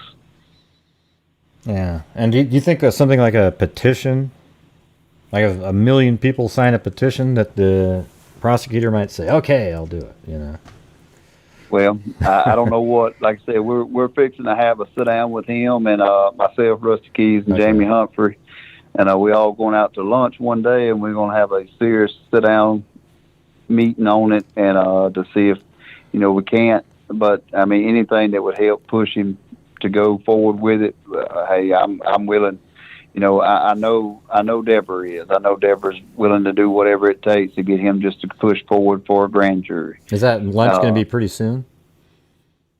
Do what now? Is your lunch that you're having soon? It's probably right after the holidays. Okay, I might have to call you back and see what happened. But Yeah, well, you're more.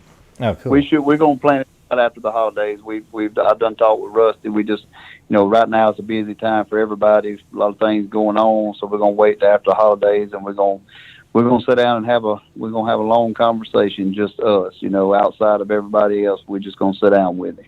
Do you think Rusty Keys would ever talk to me, or he probably wants to keep all that? I'm sure Rusty would. He the biggest thing that we have, and the reason I'm willing to talk to this, I've heard several other people put on, and I only know how to find yours and on YouTube. How can we find what you're doing? Oh, my name is it's Gray Hughes, GrayHughes, and then investigates. So you could probably just type in my name and Angela Freeman, and probably find the videos that I've done on that. I do live shows. So he actually did watch one of my shows, because he says that later. I think somebody just sent him a link or something.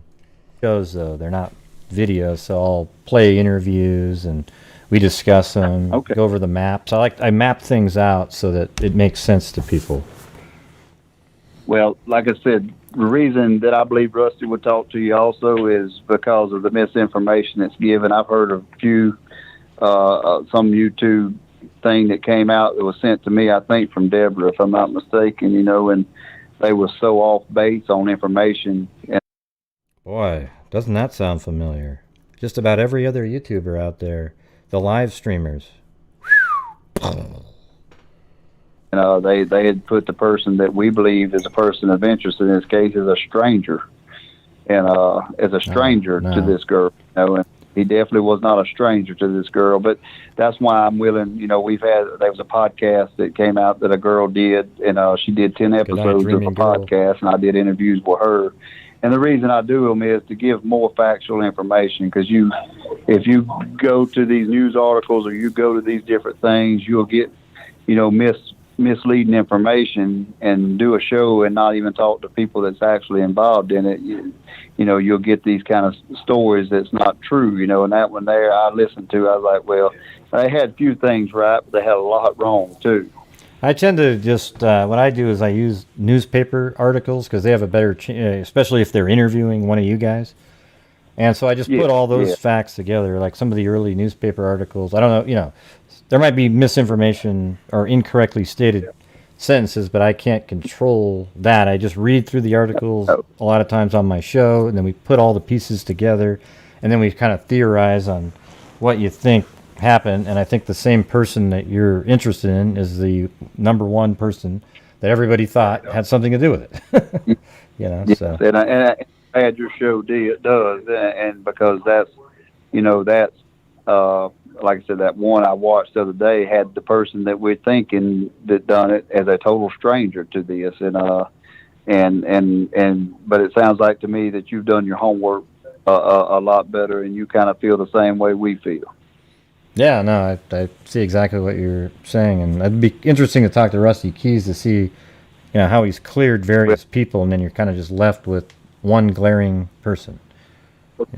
Well, let me ask you this. I can reach out to Rusty and see if I can get him to give you a call if you would like for me to do that. Oh, that'd be great, yeah. Okay. Give me that number he can reach you, or is it the number you called me from earlier? Yeah, I think that's the cell phone number. Yes, yeah, that's the one I'm looking at. Yeah, okay. And so I'm fixing. What I'll do is I'll reach out to Rusty myself, and I'll just tell him to give you a call when he gets a chance. Oh, that'd be great. And if I didn't hear from him, I'll reach out to Deborah and get the number. Something like that. He'll have it. He'll have it. And but I will reach out. I just, we all law enforcement, we try not to give out each other's number without at least letting them have a heads up on it. And, that makes sense. But Deborah, if you don't hear from him, Deborah will have it. I can assure you. Okay, cool. Yeah, I really appreciate you taking the time. I'm so glad that they have a sheriff like you running, doing the investigation and trying to get something done on the case. They're lucky. Yes, sir. So. Well, I appreciate that, and that's been my goal since I come in office, and I got a good crew of people that's helped me to try to obtain that. So we've come leaps and bounds on certain things, and so hopefully, and we got a few other cold cases that we're just kind of waiting on movement from the DA's office too. So interesting. Hopefully movement, and this and being one of them, we hope something comes of this. I appreciate y'all doing this and maybe getting some more publicity to it, and because to me, every missing person case that's out there in the United States deserves attention, every one of them. Oh, I totally agree with you. That was almost like our motto, right? What he just said right there is exactly what I say every single day, but it doesn't mean shit to all the wackos who watch only the drama shows and the one case over and over and over again. I actually get embarrassed for people who just keep watching the same damn case every single day. Okay, it's like, man, are you that just myopic? You can't really go outside of yourself. There's so many more cases out there that need people to listen and think about and spread the word. And I don't know, man. Summer Wells is an important case, but there's so many more cases that are just like Summers that nobody's talking about. But it's almost like it's like a cult at this point. It's crazy. All right? Yeah. I cover hundreds and hundreds of cases because I think all cold cases deserve attention, and even missing persons, cold cases, any case that hasn't been solved needs attention. Yes, I agree with you. And I appreciate you taking the time to do that. All right. Well, thank you very much, Sheriff Nobles, for your time, and I'll play this for everybody later, and they can, hear what you sound like and all the information that you had, and that you're working hard, and hopefully soon, after you have a lunch, you'll get an answer. Yes, sir. Well, we will. You're more than welcome to call back after the first year, and I'll give you an update on that. All right, will do. All right, thanks a lot. Have a good day. All right, bye-bye. Sir, bye-bye. Bye. Yeah, there you go. Yeah. Thought that went pretty. I thought it was a cool interview, right? No, it's a real case. It's a real case. There's just it's getting kind of sick at this point. The number of people that are just so, man, I don't know what it is. It's just depressing on my end. Like this case right here is very interesting. We just had an interview with a sheriff, and right now you got 264 people watching. If you just put Summer Wells in the title, you get 800 people. I think that's embarrassing. It's like, hello, people. There's other things going on in the world.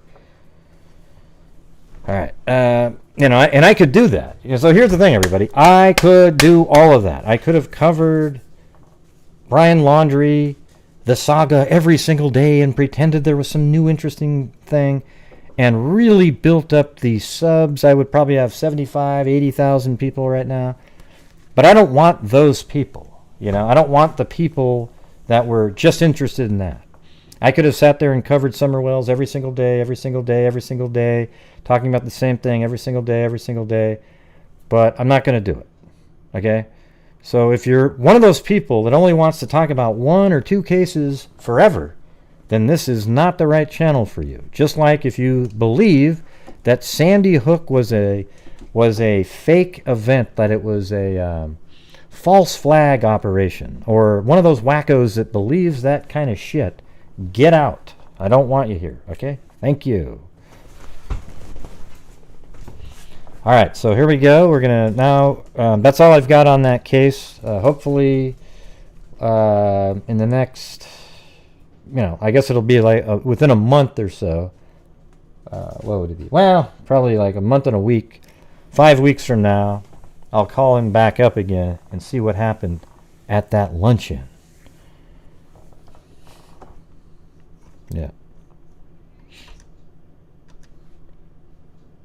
Yep, they're nowhere to be seen at this point. Not sure what they're doing. All right, now I'm going to switch over to the and I really mean it, anybody. If you're watching the show right now and you're a sub or a channel member or hell, even a moderator, and you believe Sandy Hook is fake, please unsubscribe.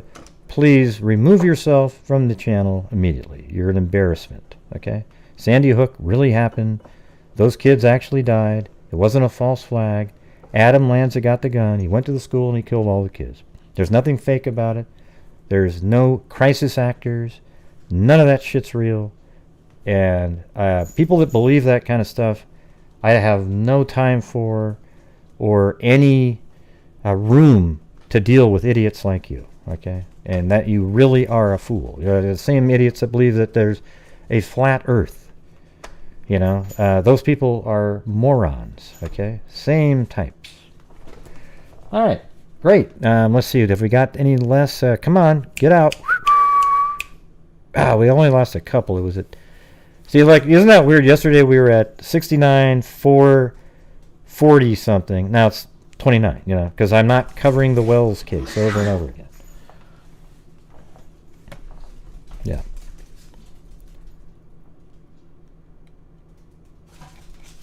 Let's see. Yeah, no, just think how shitty that is for the parents with these wackos out there. Yeah, I think the best interviews out there are the ones where you don't talk that much. I mean, I think out of the 55 minutes, he talked for 50 of them. 52 even.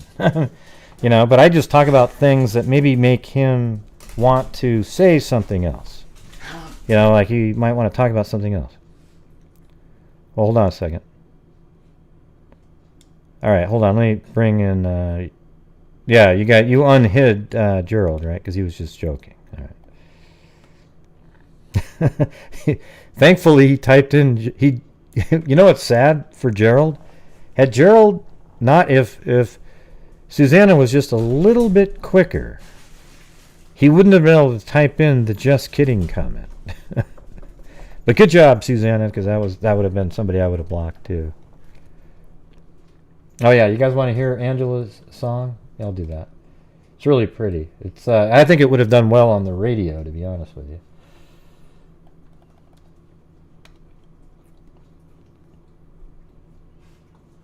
I think this one. Okay, so this is a song written by the brother of Angela after she just disappeared, and they, you know, had no idea. They still don't have any idea where she is, and so he wrote this song. It's really pretty.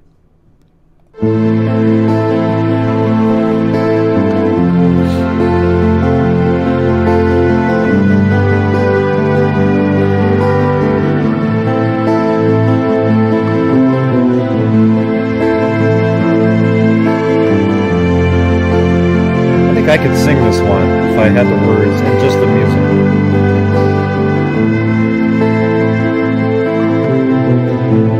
Maybe I'll see you again, but only time will tell. Someday you might need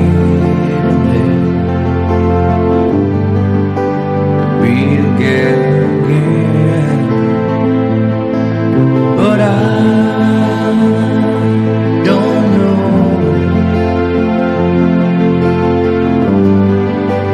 where you are,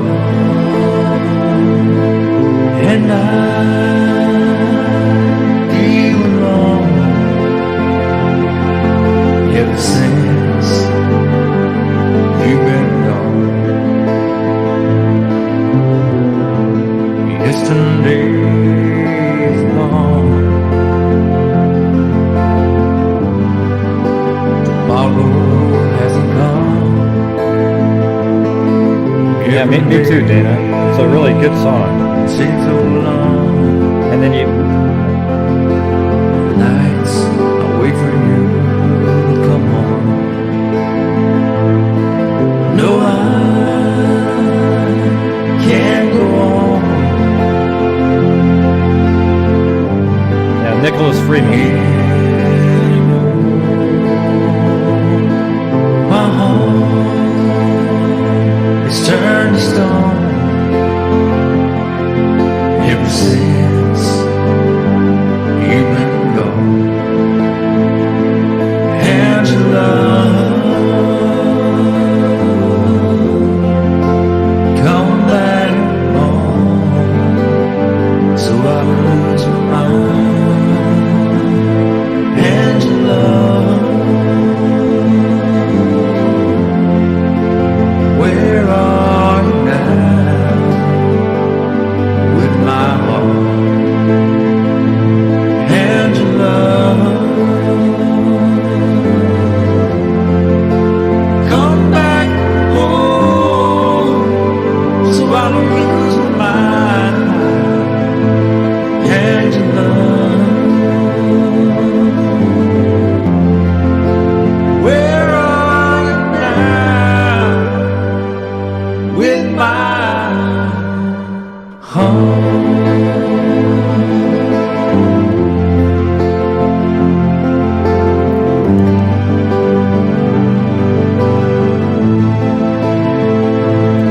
With my heart.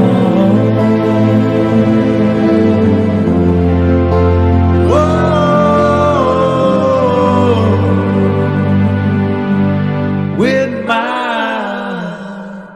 heart.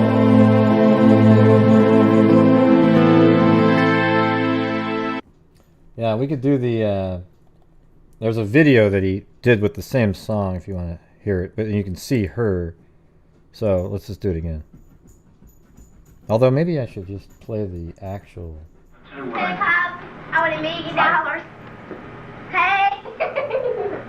Nah, this is it. All right, you gotta press the button. Is it recording?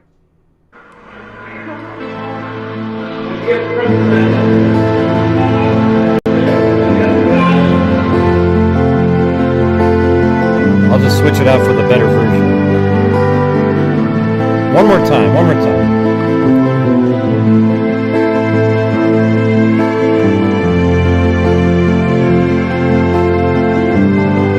That's her mother right there.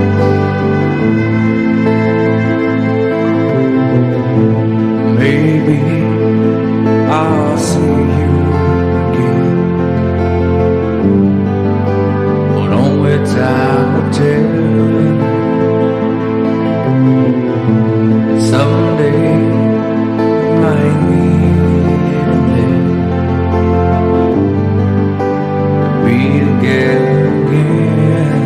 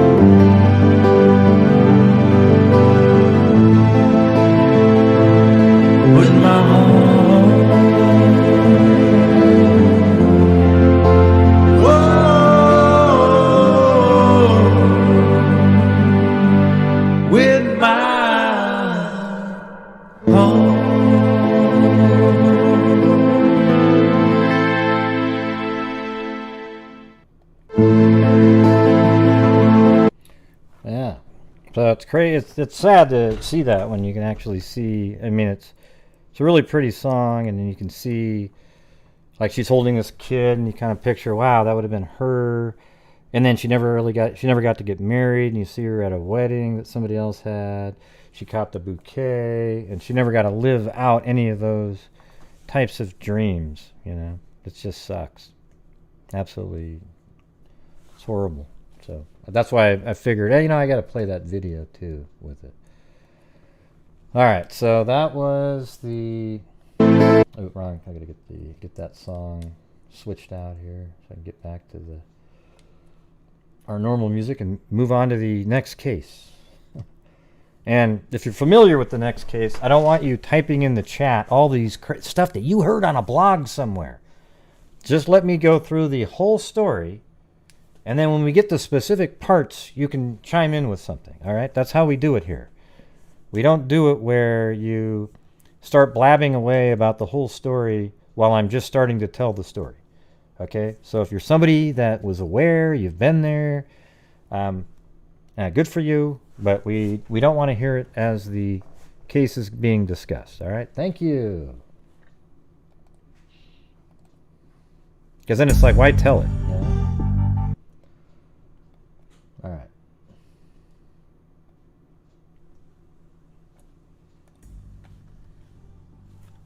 Yeah, i.e. no spoilers.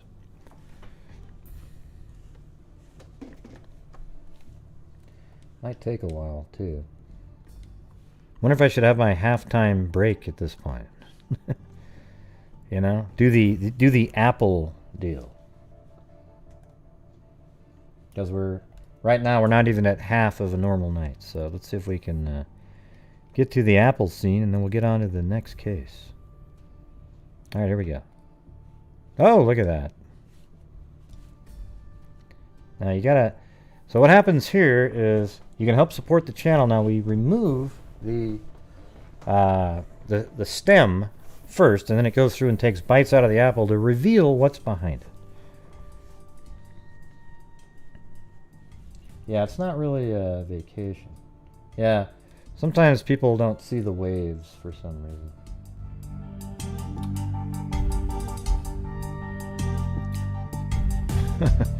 Yeah. So we'll sit there until the stem is taken away, then each bite of the apple, and then you'll get to see what's ever behind it.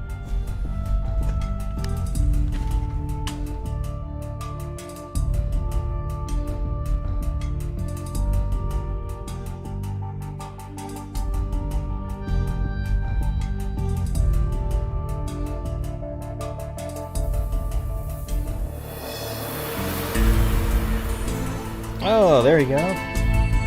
Thanks, Amber Maiden. We'll now get rid of that stem. Oh, there you go. The stem's gone. How did you do that? You might ask. Well, I used the clone stamp to make it look like the rest of it around it. All right, here we go.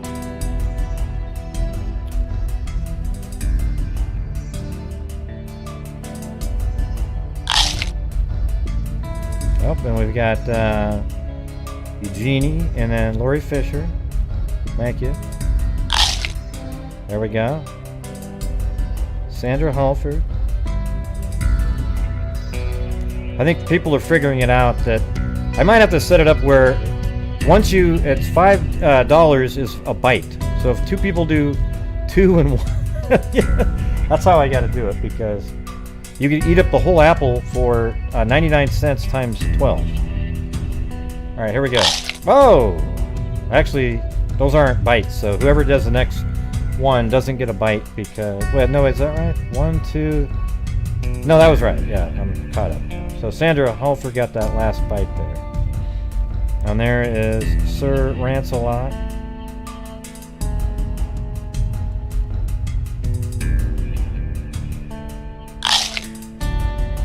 All right, and Norm Scannion coming up here.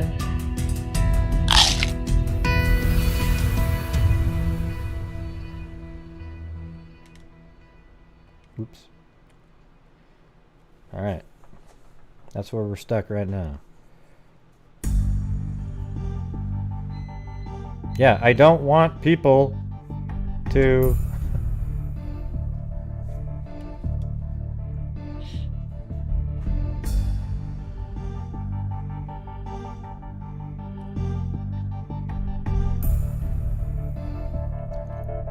I don't even know what you're talking about. What happened? Who sent the super chat? I don't even know what Gerald's talking about up there. Who's Gerald Armstrong? What does he have to do with a super chat? Why is he upset about a super chat? I don't really get it. Don't get it. I don't get it.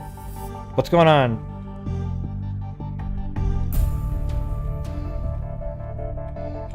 I don't even know what he's talking about at all.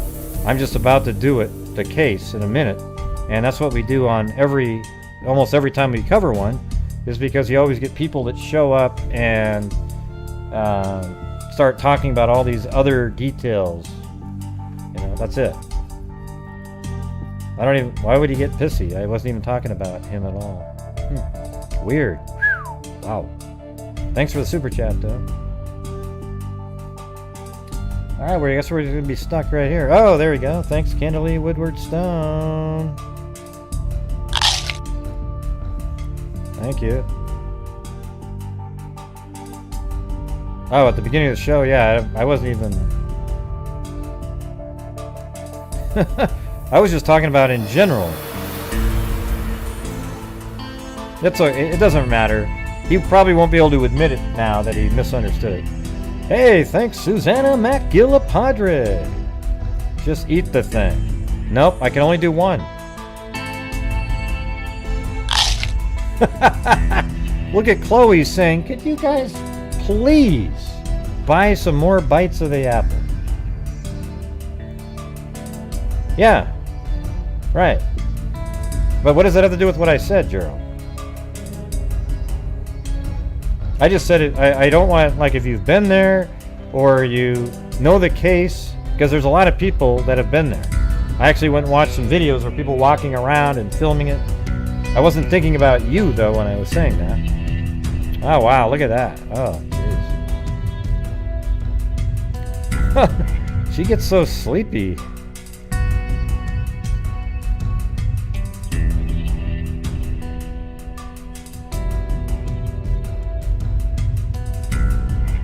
All right, there we go.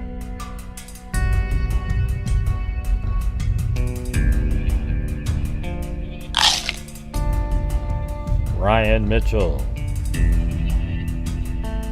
You don't need to keep explaining it to Gerald. He's just, you know, whatever he wants to think. I don't really care. I don't have time. Alright, so...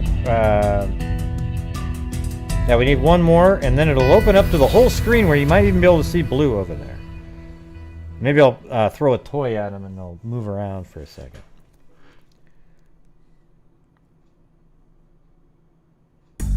Wow, you can't even see Chloe's face now because there's a bite there.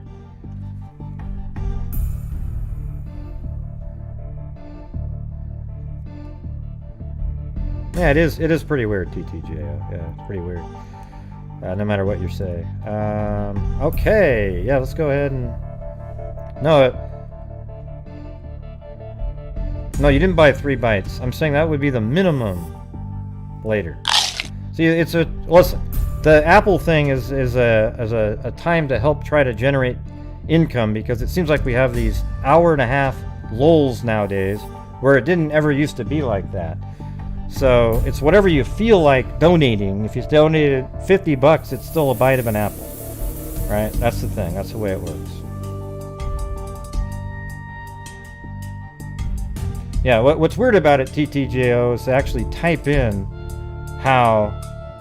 you know, talking about something from an hour ago, hour and a half ago. That's what's weird about it. Okay? I don't even know what anybody's talking about on that one. Thanks, Angela. Alright, so hold on. Now it's going to open it up to the whole thing.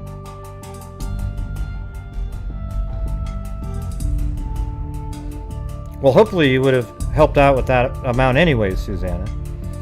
Yeah. Wow. Look at those really energetic dogs right there. Thanks, Angela Alex. I don't know if they're on delay or what's going on, but pretty bizarre. Pretty bizarre.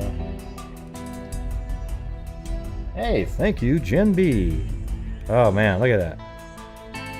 Look at Chloe, like she's so tired every time she sits up on that thing.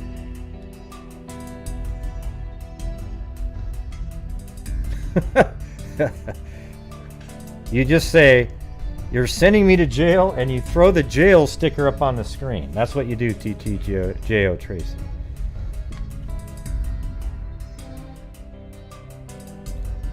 Well, thanks, Susanna Macgilla Project and Jen B. Okay, no problem, Gerald. No problem. And I'm really, that's basically a warning that I put out before every case. Now, because if I do see people that are aware of the case, then I know that I need to say it. Everybody in here right now has never heard of it. So it's usually what happens is the people that are aware of it start filling in all these parts even when you haven't even discussed them yet.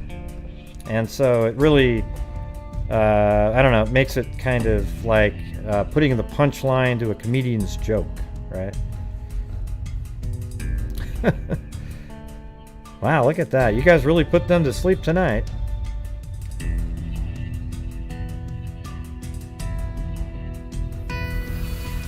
Yeah, TTJO Tracy, you just throw me in prison with the little jail symbol and said, "You are so mean." Yeah. You can put her there if you want to. Oh. Okay. Well, Blue needs to have a shower, so bye-bye, Blue. I'll pick him up. You can just go pick him up. They can't see her face. She's got this little face thing on her face right now. Like a face mask paint thing. Looks silver. Oh, there goes Chloe. All right, forget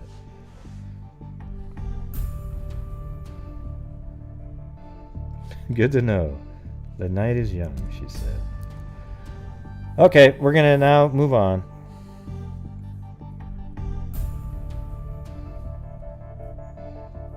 All right, not that screen. How about this one?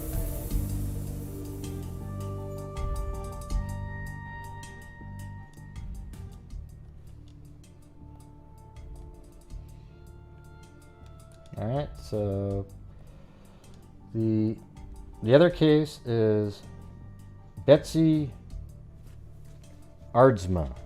I think that's how it's pronounced, but it's Aardsma. 1969, November 28. And we just go through the newspaper articles as they happen.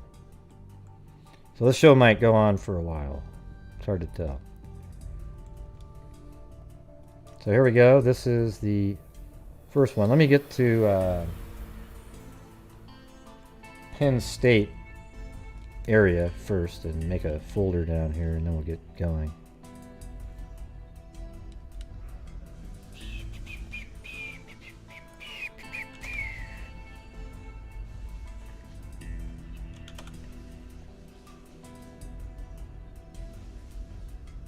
There we go.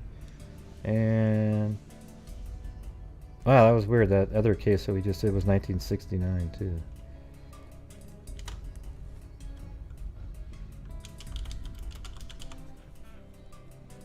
Penn State University. Here we go. Ding, ding, ding.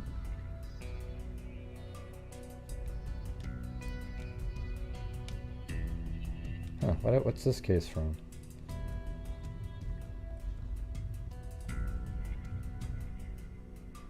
Justine Gross. Interesting.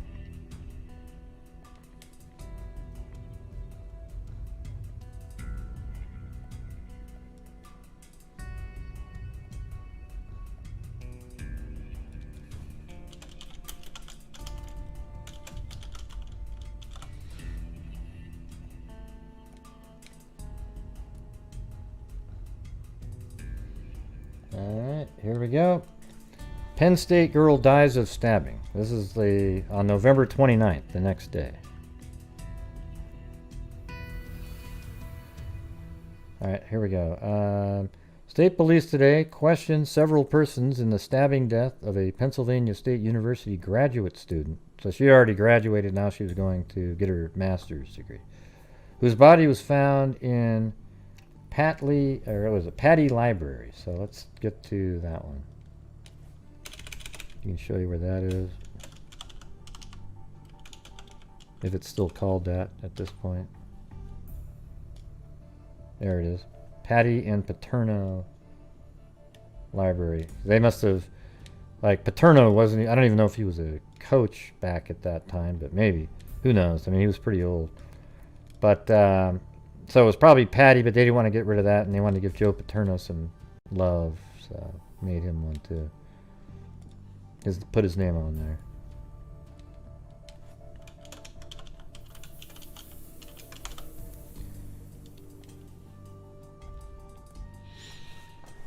Alright, so stabbing death of a Pennsylvania State University graduate student whose body was found in Pattee Library. Center County Coroner Robert Neff said an autopsy showed Betsy Aardsma, 22, daughter of Mr. and Mrs. Richard Aardsma of Holland, Michigan, died of a stab wound of the chest. State police listed the death as a possible homicide. Yeah. What do you mean possible homicide? Miss Aardsma's body was found in the library Friday about 5:30 p.m. by another student. The student was not identified. She was pronounced dead at the campus health center. Police said they had been unable to locate a weapon. The library, normally crowded in the evening, was nearly deserted because of Thanksgiving holiday. That's interesting. So there's almost nobody there, but she was up there anyways. Police said several books were found on the floor near the body, but it was not known if the fallen books indicated a scuffle or if the victim had knocked them to the floor when she fell. A 1965 graduate of Holland High School, Miss Aardsma graduated from the University of Michigan last spring. She was doing graduate work in art and English at Penn State. The Penn State campus security police and the Center County Coroner's Office were assisting state police in the investigation.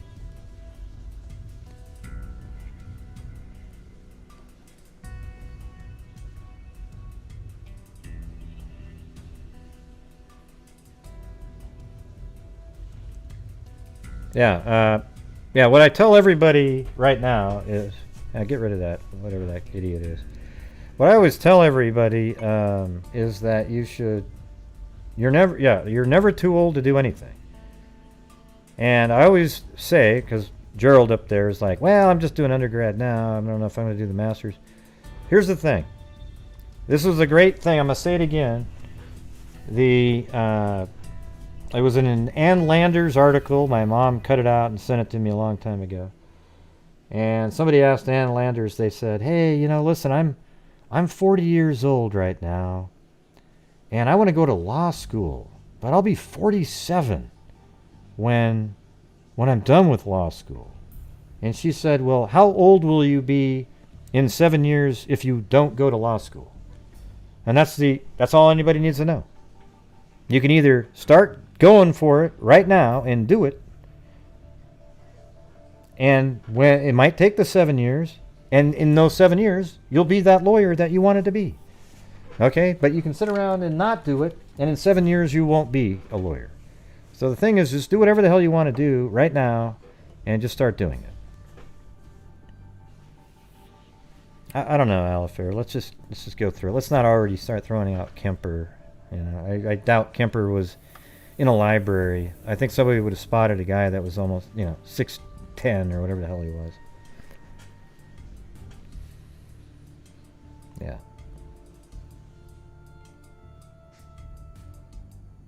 What made a huge... What are you talking about, Quintessent? I don't even know what you're referring to. Yeah, it makes a difference. So just do whatever the hell you want to do, and don't worry about how long it might take you to do it. If you feel like you want to do it, you only have the one life, right? So go get it done.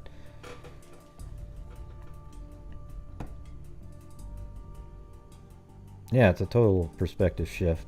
because it just makes you go, yeah, I could sit here and bitch about how long it's going to take and how old I'll be when I'm finished, but you're still going to be 47 in those 7 years if you don't do it.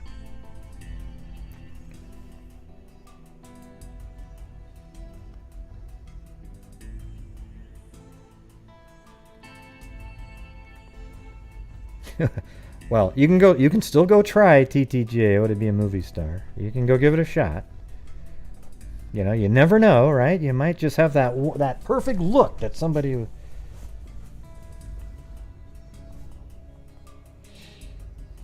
All right, Gen H, cool, yeah.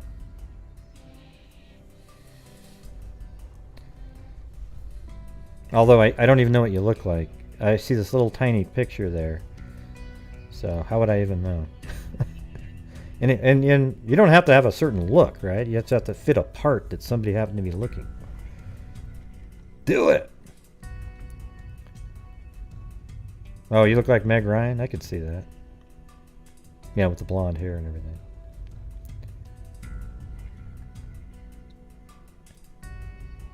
Yep, that's right. There you go. All right, here we go. So now we're on to another article on the same day, the 29th. State police today questioned several persons in the stabbing death of a Pennsylvania State University graduate student whose body was found in Pattee Library. Center County Coroner Robert Neff said an autopsy showed Betsy Aardsma, 22, daughter of Mr. and Mrs. Richard Aardsma of Holland, Michigan, died of a stab wound in the chest. Miss Aardsma's body was found in the library Friday at 5:30 p.m. by another student. The student was not identified. She was pronounced dead at the campus health center. Police said they had been unable to locate a weapon. The library normally crowded, so now they bring up the things. Yeah, and the rest of it's the same stuff we just read. Okay. Let's see. Now the following day, they have a picture of her in the paper. State police are probing the death of Penn State graduate student Betsy Aardsma, 22, of Holland, Michigan, who was found Friday night in a pool of blood in Pattee Library on the Penn State campus. She died of a stab wound of the chest. And then the story is right here. It's a really narrow article, but I can zoom in on it. And hopefully it's, yeah, okay. State police reported here they have questioned a couple of suspects in the mysterious stabbing death of an about-to-be engaged co-ed of Holland, Michigan. Now that sucks. I didn't know that part. About to be engaged? How would she know that? How would anybody know that? The boyfriend said, I was about to ask her to marry. However, no charges have been filed in the death of Betsy Aardsma. That's a little bit saying, hey, I almost got a bite when I was fishing. Well, how do you know that? Oh, I just felt it. However, no charges have been filed in the death of Betsy Aardsma, 22, who was found lying in a pool of blood on a second floor of the campus library Friday afternoon. Now, let me... Hold on a second. I'm gonna...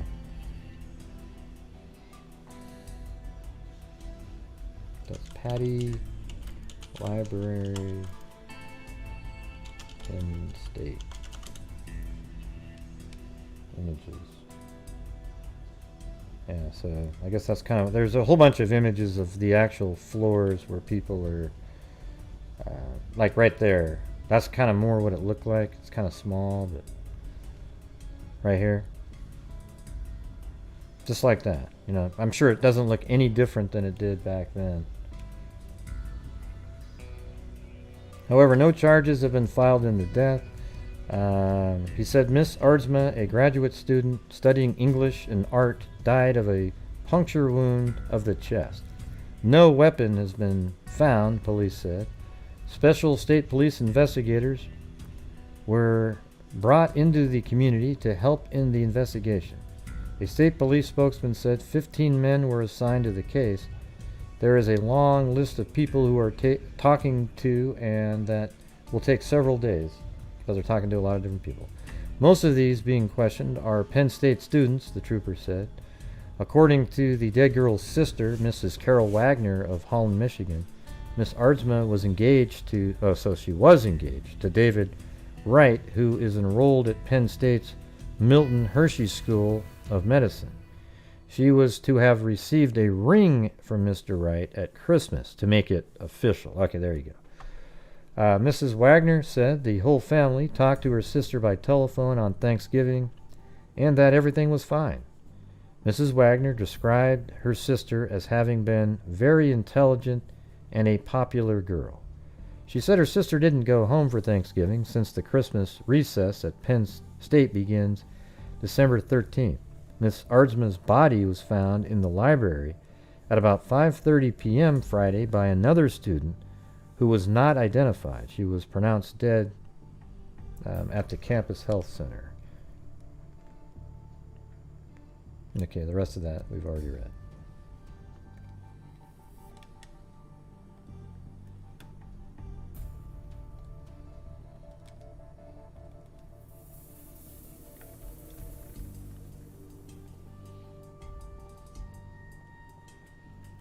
All right, state police said today they sought two unidentified men in connection with their investigation in the stabbing death of a co-ed in a library at the Pennsylvania State University. The victim, Betsy Aardsma. Let me go to the other screen because I think some people get upset when they can't read the whole thing. Plus, I'm going to take my face off so I can pick my nose or do whatever I want. Nobody will notice.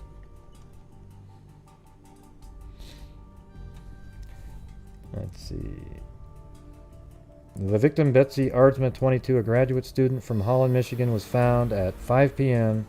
Eastern Standard Time Friday by another female student who heard her cry for help. The student who answered the call for help told state police she saw two men who told her Miss Aardsma needed aid and then left the scene. She said she did not know the men and did not know if they were students. I don't think they had anything to do with it. I mean, it's not like if you're going to kill somebody, you're not going to tell that, that somebody needs help. The victim, who lived in a campus dormitory, was engaged to David Wright, a student at Penn State's Milton Hershey School of Medicine. It was that would have been. I mean, they were going to get married. He probably became a doctor, and she was going to be probably a English or history teacher, something like that. It was reported that Betsy made the trip to Hershey every weekend to visit her boyfriend. Lieutenant William Kimmel, who led a team of 18 state policemen in the investigation of the homicide, declined to reveal the name of the girl who found Miss Aardsma. He also declined to comment on a motive or to tell if a weapon was found. Kimmel said Miss Aardsma was stabbed once in the left breast. The wound was 1 inch wide and 3 inches deep. That's crazy. So that's almost like it's a pretty decent sized knife right there. Almost like a dagger, but wide. 1 inch is pretty wide. And it's not like a steak knife or something. The wound was 1 inch wide and 3 inches deep, and the pulmonary artery was severed, he said. That's such bad luck, too, right there. Although, maybe the person knew exactly where they were stabbing her. Kimmel said death occurred between 5 and 10 minutes. You know what it seems like to me? That somebody came up to her and tried to advance themselves on her, and she said no, and they just quickly stabbed her and left. Now, there wasn't a rage, like the person wasn't built up in like a rage moment. That's usually somebody who's really close to the person, and they're really angry, and they keep stabbing over and over and over again, or they're just a psycho in general, like a serial killer, that's what they do. So in this case, it seems like somebody that just was like, screw you, one stab, and got the hell out of there. And it just so happens that the one stab was fatal. It was really bad luck on her part. I mean, as a matter of fact, the other night we just covered a serial killer who had a surviving victim that led to his arrest, where she was stabbed 27 times and pregnant, And the baby and her lived, which was absolutely crazy. And in this case, she stabbed one time and it just hit the wrong place and she died. Yeah, maybe, but maybe they knew where to stab, maybe they didn't. They could have just stabbed straight away, and just bad luck. There was a lot of people die from one stab wound, but I would say multiple stab wounds is usually what happens when somebody dies. Yeah.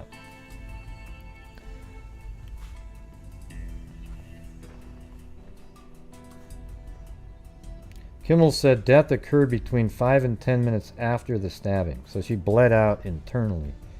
He said there was very little bleeding. Right, there was no bleeding outside, but she bled internally, obviously. The blood pumped, and it went inside of her cavity, and then but it wasn't circulating through her system anymore, and she died. Miss Aardsma was found lying on the floor on the second level of the 6 levels of stacks, a wing of the million-volume Pattee Library. There was about 90 persons in the sprawling library, almost deserted. So there's only 90 people. That's very few for a library that big. Kimmel said state policemen thus far have questioned about, let's see, all those at the library, it says Nall though, N-A-L-L, about all of those in the library at the time. Concerning the 2 men seen near Miss Aardsma shortly after she was stabbed, Kimmel said police have sufficient descriptions, not the best, but sufficient. The girl who found Miss Aardsma telephoned for an ambulance from the University Medical Center. Miss Aardsma was pronounced dead on arrival at the medical center at 5:20 p.m. Kimmel said state police have been in contact with Michigan authorities and will remain in contact with them. He declined to comment on a possible connection between recent slayings of college co-eds in Michigan. Miss Aardsma was described by her sister, Miss Carol Wagner of Holland, as very intelligent and popular. So the rest is repeat. Just a second.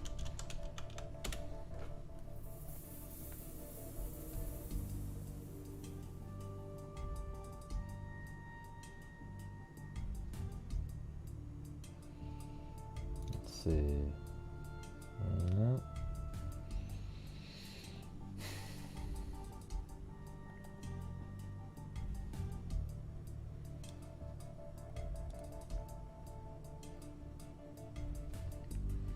State police today continued questioning a long list of students, almost 650, who were in Pennsylvania State University Pattee Library when a pretty graduate student was brutally slain. The body of Betsy Aardsma, 22, of Holland, Michigan, was found Friday.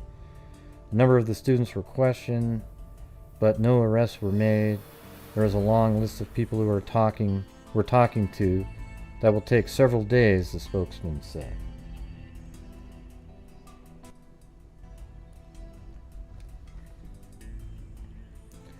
Among them were 46 students who signed out books in the hour before the co-ed died. I doubt a killer would have done something that stupid. Miss Aardsma was described by her sister. Yeah, we already know that. Police said Miss Aardsma apparently went to the library Friday to work on a research paper in English. The building, normally a hub of activity at night, was nearly empty. Okay, we got that. And so now we're on to the 2nd of December.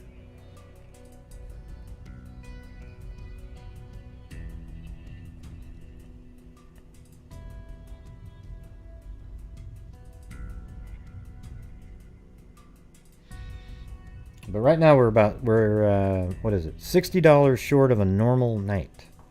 It's been such a struggle the last month for some reason. And that's the only way to keep it going. I'm hoping to be able to put 3,000 more into the what do you call it, the DNA fund. But we've already donated $500 this month. Where did we donate? Was that the Libby Nabby ballpark earlier in the month? I think so. I think that's how we got to 2,000. Just want to make sure that the buttons aren't broken. Yeah, I don't want you to add. Listen, I don't want anybody to add anything. You can do whatever the hell you want at the very end. When I'm all done talking about it, then you can add whatever you want.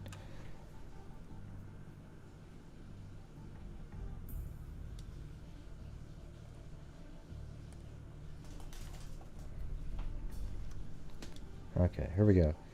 State police are seeking 2 unidentified men near Betsy Aardsma, 22, shortly after she was stabbed fatally between book stacks in a library at Pennsylvania State University. And she was found between row 50 and 51. Miss Aardsma of Holland, Michigan, a graduate student with a degree from the University of Michigan, was found at about 5 p.m. Friday by another girl student who heard her crying for help while browsing on the second level of 6 levels of stacks in a wing of the million-volume Pattee Library. The other girl student, whose identity was withheld by police, said she saw 2 men near the prostrate Miss Aardsma, meaning she was lying on her back. I think it was on her back, I think. The men told her Miss Aardsma needed help, and they then left the scene. Lieutenant William Kimmel, who led a team of 18 state policemen in an investigation of the homicide, declined to reveal a motive or tell if a weapon was found. He said Miss Aardsma was stabbed once in the left chest. The wound was 1 inch wide, 3 inches deep, and the pulmonary artery were severed. Kimmel said death occurred about 5 or 10 minutes later. When she fell, Miss Aardsma pulled down a section of shelving, and books were scattered on her and the floor, Kimmel said. The girl who found the victim thought she had fainted and applied artificial respiration, then called for ambulance from the University Medical Center. Miss Aardsma was pronounced dead on arrival. That's crazy. So they couldn't see because there wasn't a lot of external bleeding from it. And so the girl in the library did CPR because she thought that was, that's what she needed. Police said the library was almost deserted. Yep, we got that. Alright, so we move on. Now we're moving on to the 3rd of December. Police stymied in co-ed slang. They were stymied for a long time here, by the way. As a matter of fact, they still haven't solved it, although there's one guy that people seem to be focusing in on. State police said they still have no clues to the identity of the slayer who stabbed a Penn State University co-ed to death in a deserted wing of the campus library. Lieutenant William Kimmel said police were screening information gained through 75 calls received from persons who had been in Pattee Library last Friday. 2 identified men seen and a graduate student, while they lay mortally wounded, have not come forward. He said the 2 men who spoke with an unidentified girl student who answered the victim's call for help, that's probably the girl that did the CPR, seemed to be in a hurry to get away from the area. Right, but if they killed her, they wouldn't have went to get help. About 90, you're not going to stab somebody and then immediately tell somebody to go help that person. About 90 students were believed scattered throughout the sprawling building at the time of the murder, which occurred between 7-foot-high bookshelves in a wing, was almost deserted, police said. Miss Aardsma, a graduate of the University of Michigan, was studying English and arts at Penn State. Okay, they're going to the 5th. Stab death, Hunt tries a drawing. So, composite drawings were being prepared of 2 men wanted for questioning in the stabbing death of Penn State University co-ed. Students were interviewed by more than 30 troopers yesterday in an attempt to uncover the events surrounding the stabbing. An autopsy showed that Miss Aardsma died of a puncture wound that penetrated the heart. At Clarion, Marianne Berry, 18, of Monroeville, suffered multiple slashes of the throat and abandoned in the attack by an unknown assailant early Tuesday. That's interesting. State police said a double-edged razor was found near the girl's bed. The attacker placed a pillow over Miss Berry's face to... Well, now I gotta go check that one out really quick. So, murder of Mary Ann Berry. Mary Ann Berry was hanged at... that's another person named Mary Ann Berry was murdered in 1874, if you can believe that. Wow. Jeez. You know, a lot of people have been married when you have two people named Mary Ann Berry that were murdered. So where was this? Mary Ann Berry at Monroeville.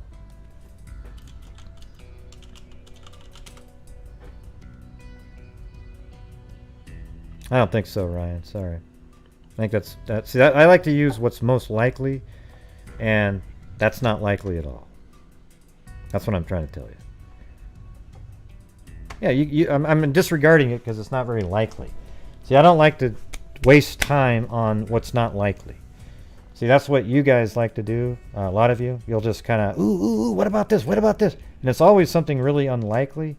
I just steer away from that. Not saying it's not possible, but if you want to get to what happened, you go with the most likely stuff and you keep narrowing it down using that. You don't go, well, here's something that's really unlikely. Let's waste 7,000 hours going down a rabbit hole that has almost no chance of being the way it worked.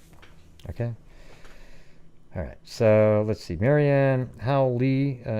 Let's see if this is the one. Her name was Mary Ann Berry. Man, I gotta...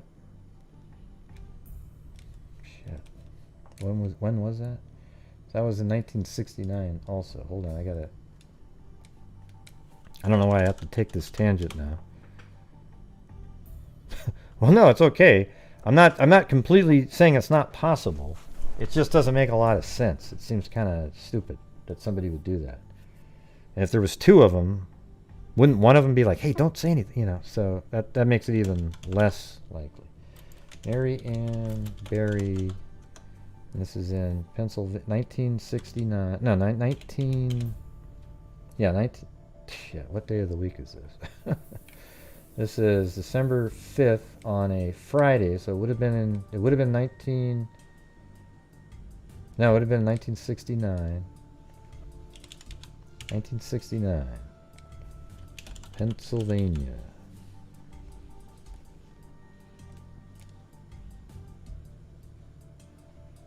Now I'm going to put in December 1969. And maybe it's Mary Ann, like they're spelling it wrong. Or maybe I'm spelling it wrong. No, it's Mary Ann. But let's see if I get rid of that. Mary Berry. Confessions. 830 Street. Home for holidays. I'm gonna just regular Mary. Oh, I didn't do it right. Let me do Mary. Is it Mary Ann like that? Is there two R's in Mary Ann, the regular spelling?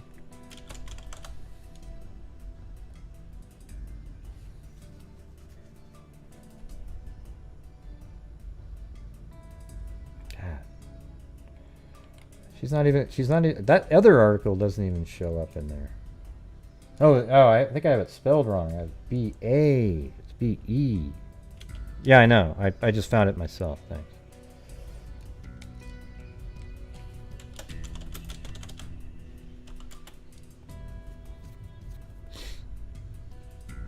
That's still not in here. Or is it A-N-N? No, it's just one. There's no E in Ann.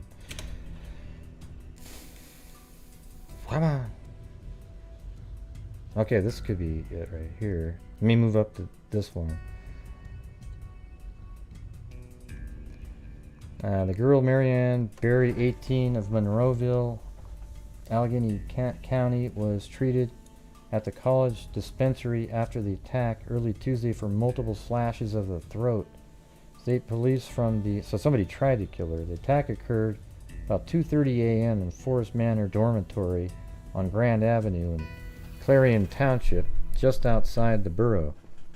State police said the attacker held a pillow on Miss Berry's face to prevent her from screaming. Jesus. That's wild. So let's see here. This is probably Clarion Coed admits. See. You know, when they said it was a razor, I was wondering if she did it. But then I was like, well, they must have ruled that out. And so now it says Clarion Coed admits wounds were self-inflicted. What was she trying to do, though? Kill herself or make it look like a freshman co-ed at Clarion State College who said she had been attacked by a man wielding a razor, they type in welding, has admitted the wounds were self-inflicted. A spokesman for the college said Marianne Berry, 18, of Monroeville, had since withdrawn from school. Miss Berry claimed an unknown intruder entered her room at Forest Manor North, a woman's residence, and slashed her on the neck and body. The incident occurred. What a crazy person. Jeez. Probably wasn't getting enough attention, so wanted to invent something like that. I thought she was killed the way they described it originally.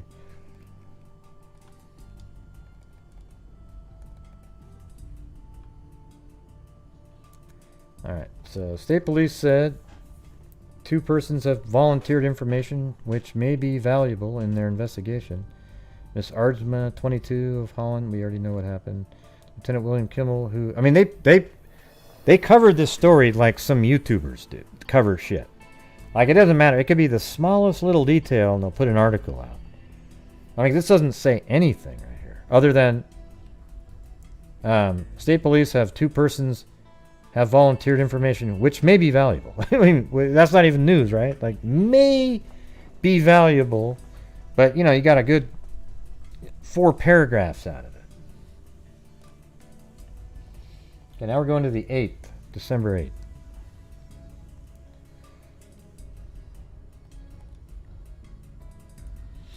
State police today gave a description of a young man who they consider a possible suspect in the fatal stabbing on November 28th.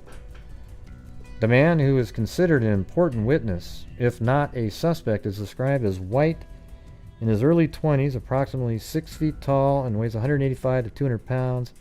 He has light brown hair with a trim cut, possibly was wearing glasses at the time he was seen in the area where Miss Aardsma was found.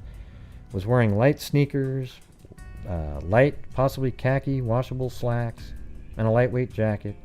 He was described as neat in appearance. In releasing the description today, Lieutenant William Kimmel headed the state police investigation, said he is the individual who requested help for Miss Aardsma. So now they're down to 1 person, a 22-year-old graduate student from Holland, Michigan. So that's the that's the person, but they said it was 2 people before, right?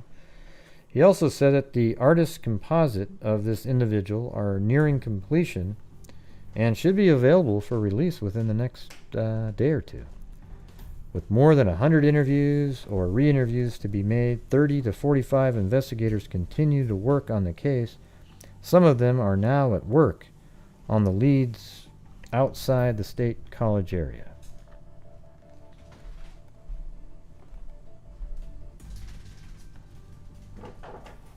And then the next day in the paper, state police hunt for man in stabbing. Lieutenant Kimmel, head of a team of about 40 state policemen investigating the slaying of Betsy Aardsma, 22, of Holland, Michigan, said yesterday the man sought was at least an important witness. Miss Aardsma was found lying on the 2nd floor of the Pattee Library by a female student the evening of November 28th. One of the two men came forward Thursday night, Lieutenant Kimmel said, and provided state police with a description of the other man. So they didn't even know each other? The possible suspect was described as white in his early 20s, with light brown haircut trim, 6 feet tall, and weighing between 185 to 200 pounds. Lieutenant Kimmel said an artist's composite drawing of the man was expected to be completed in a day or two.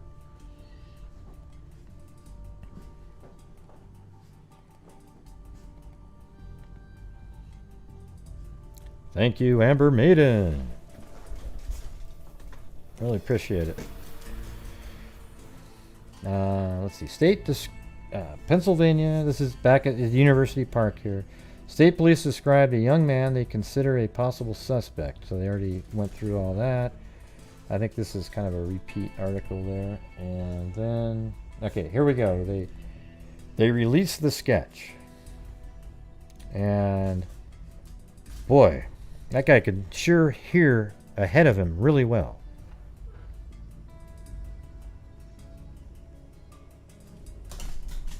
What are you talking about, Armin Bell? My volume is muted at the moment. Last night's show was scary. Scary good. Oh yeah, that was a good one. Yeah. Serial Killer Sunday. I thought it was pretty good.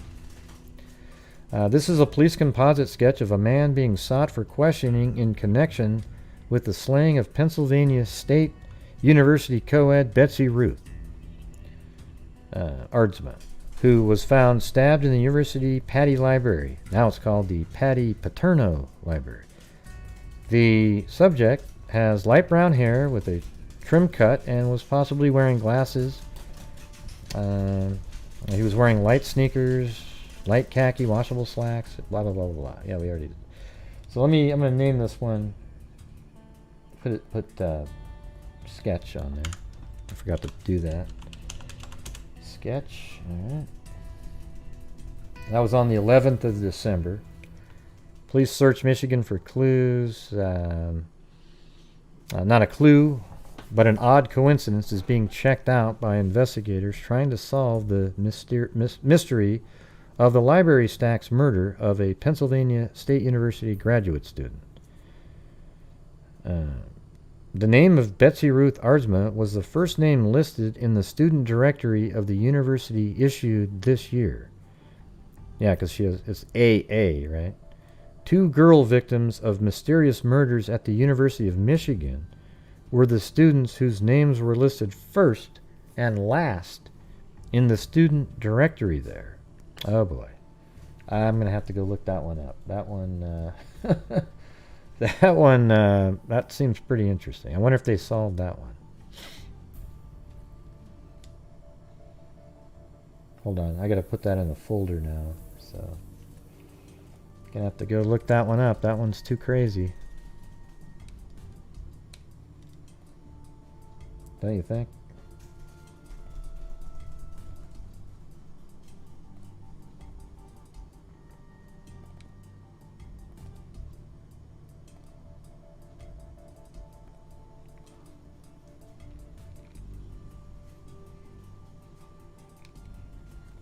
I'm putting this PDF file somewhere else.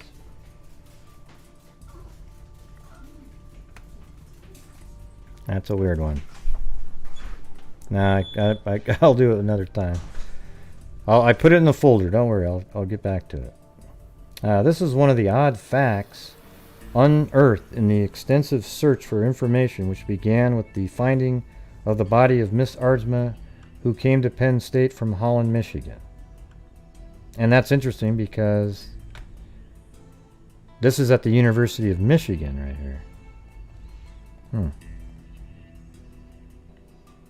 Lieutenant William Kimmel, commanding officer of Rockview Barracks, has said that his men are doing a lot of work on the former associates and acquaintances of Miss Aardsma.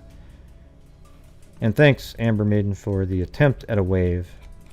It didn't look like anybody else wanted to surf. They are also searching for a man, young and wearing light-colored clothes, who was seen leaving the part of the library where Miss Aardsma's body was found.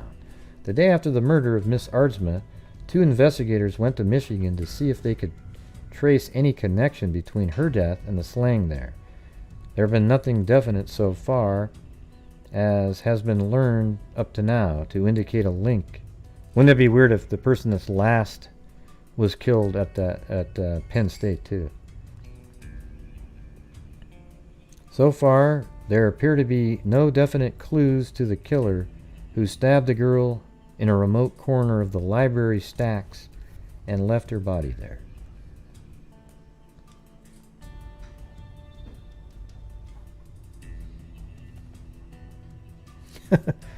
Wow, you do look like Meg Ryan in there. Now I can see that picture better. Let me put this on the screen. Hold on. Wait, I think if I go to the main screen. Look at that, you guys. Meg Ryan, you can see it. Hey, thank you, TTGAO Tracy.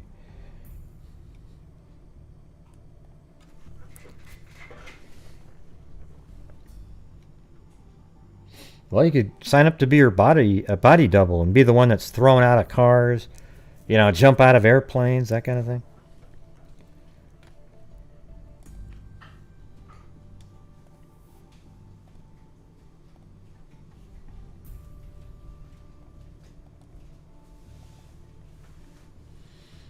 Artist sketch draws a blank in co-ed slang. So even after that sketch was released, it didn't lead to anybody. And they only received a few phone calls because of the sketch.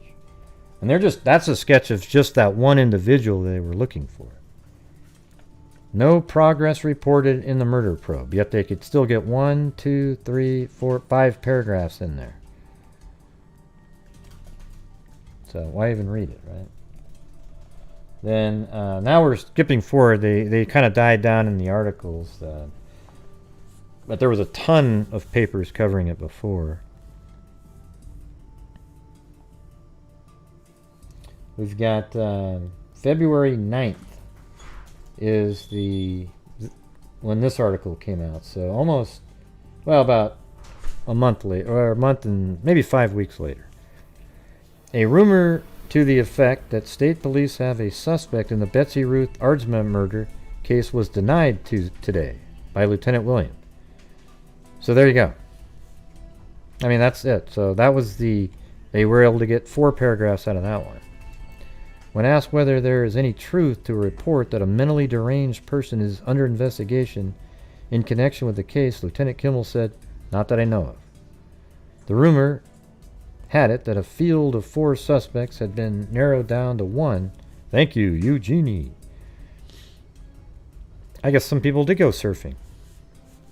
Miss Aardma was fatally stabbed November 28th while she was in the core area of Pattee Library. All right, and now we're moving on about 10 days later, February 18th, 9 days later. Student pursued witness. Betsy Aardsma was fatally stabbed at Pattee Library on the university campus. A student chased the witness, sought by state police in connection with the slaying. Well, that's kind of interesting. Why would that have happened?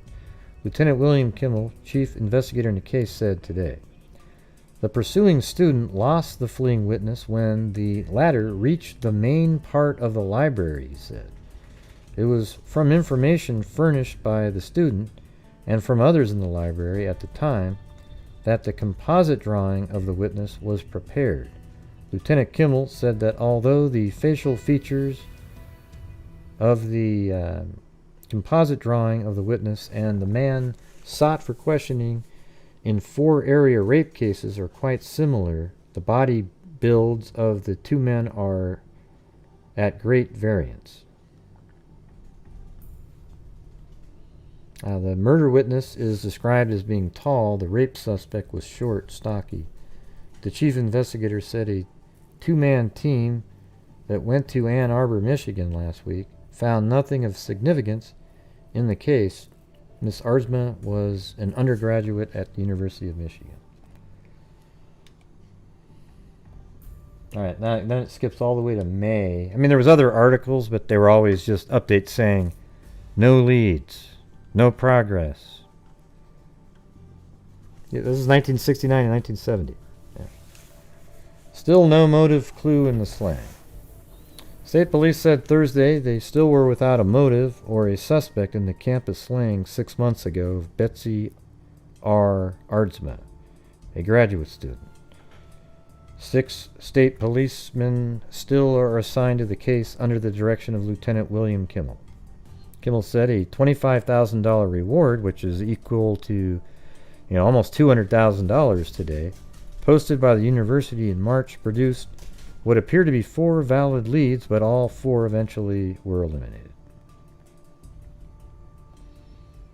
Okay, and going into July, no news in Aardsma case. Well, thanks for letting us know. Betsy Ruth Aardsma, even though other persons were in the vicinity at the time, no suspects in the fatal stabbing have been located. Or located. No leads in murder case. Rockview State Police are continuing their investigation. I mean, this is like, now we're in August, right? But another article, no leads, right? And let's see, what's the next one? Then in November 1970, police outline efforts to solve the murder. So now this might be interesting to see the stuff that they've been doing, right?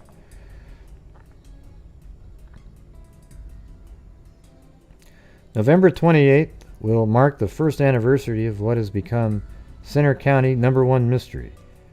The apparently motiveless, clueless slaying of Betsy Ruth Aardsma, 22-year-old university graduate student. State police at Rockview, who are continuing the investigation today, said they seem no longer near a solution than they were when the student found unconscious in a Pattee Library core area of campus was discovered. We're open to suggestions. Let's see. Miss Aardsma was found about 5 p.m. Friday, November 28th, during the university's Thanksgiving holiday, on the second floor core area, taken to the Rittenauer Health Center. She was pronounced dead at 5:30 p.m. One thing that has hampered our investigation, Officer Keebler said today, is the time lapse from when she was found until it was discovered she had been stabbed. It gave the opportunity for physical evidence to be destroyed or removed for the perpetrator or perpetrators to leave, and for, I don't know, I mean, that, I think when you stab somebody like that, you're gone right away. It's not like I don't think that time really affected anything. Officer Keebler said police have evolved 3 possible theories, but hastened to say there is little evidence to back up any of them, just theories. Theory number 1 is the single stab wound and the fact that the person doing the stabbing left the scene immediately without knowing whether the wound would be fatal might indicate the stabber wasn't concerned that the victim might be able to identify him. Police pointed out that Miss Aardsma, on the day of the slaying, was not following a routine pattern of activity. From this, they infer she was not followed to the library, that she was not scheduled to be there, and that she was not being harassed. Theory number 2, police say Miss Aardsma may have walked into the poorly lighted and somewhat lonely core area and surprised someone doing something illegal or improper. I doubt that. That's dumb. And that she was attacked to silence her. Yeah, there's no way. I mean, that just sounds like such a weak motive to actually kill somebody. Theory number 3, that she ran afoul of someone with interest in killing for some unknown reason. I think that's probably, there might be a reason, but the person who killed her is probably, some psycho, just wacko. She was just there randomly. It wasn't somebody that she knew, right? Police pointed out that the murder weapon has not been found, and there was no attempt to mutilate the victim, and that whoever did it apparently fled immediately. We know there were more than 20 persons in the core area at the time she was stabbed. Man, it must have just been like a quick doom. Nobody was even, he could see that nobody was adjacent to them in the row down on the other side, and then stabbed her and has walked out, and nobody's thinking, hey, what does this guy look like? See, that's one of the things people would remember if you said, hey, I need you to start remembering what somebody might look like.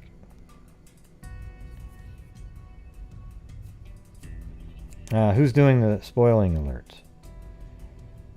Yeah. Hey, MB, can you just... We already said this 1,000 times. Do not type stuff in. That lets everybody know what's going on. I hope they find something, okay? But you're just... God, these people, they're just clowns. They show up, and they know what the rules are, yet they type it in. It's just sick, you know? They're like jonesing. I gotta say it. I gotta say it.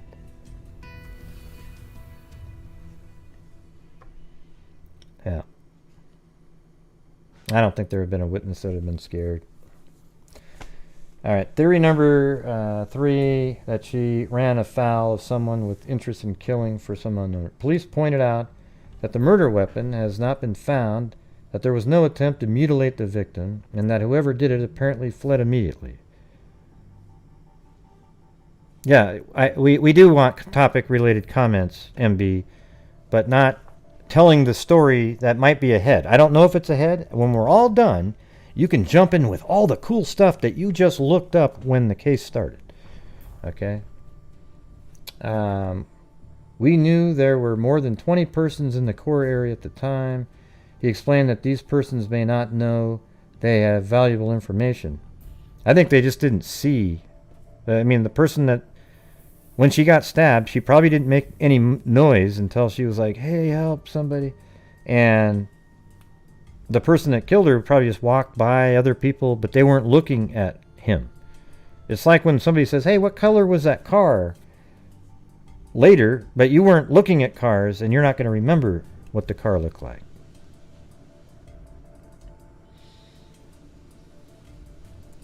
He explained that these persons may not know they have valuable information. Let's see what the next page is.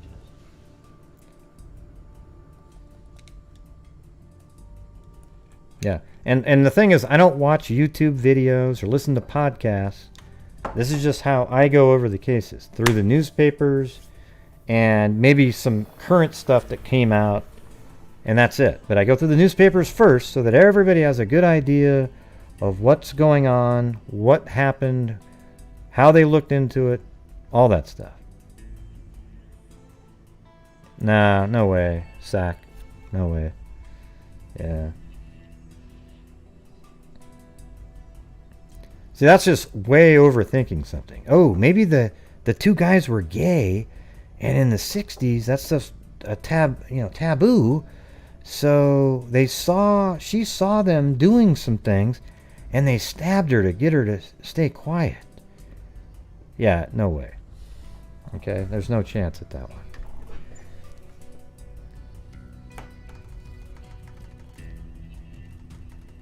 What I should do is turn off the chat during the cases and then turn it back on afterwards.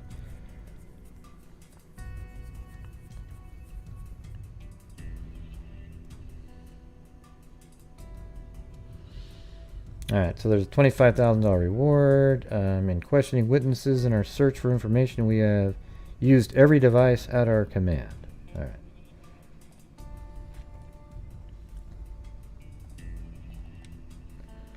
Alright, so now that was 1970. Now we're jumping forward to 10 years.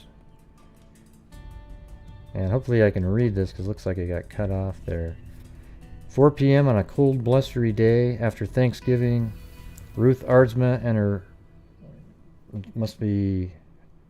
and her roommate, I don't know, Aaron Brandt, hurried on their...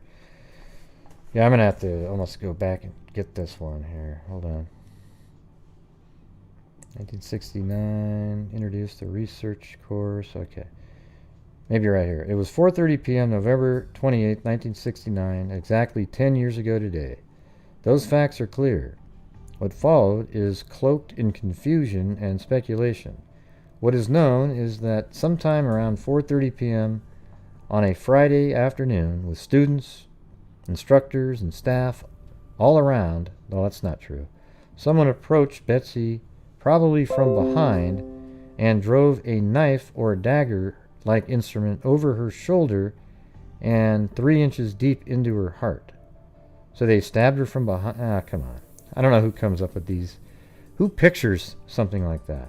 First of all, there was only 20 people there, so it wasn't filled. Who's ever writing this didn't read the previous newspaper articles to know that it was almost empty, really. 90 people in that massive library is very few people, and there was only 20 people on the main floor where, floor number 2 where she was.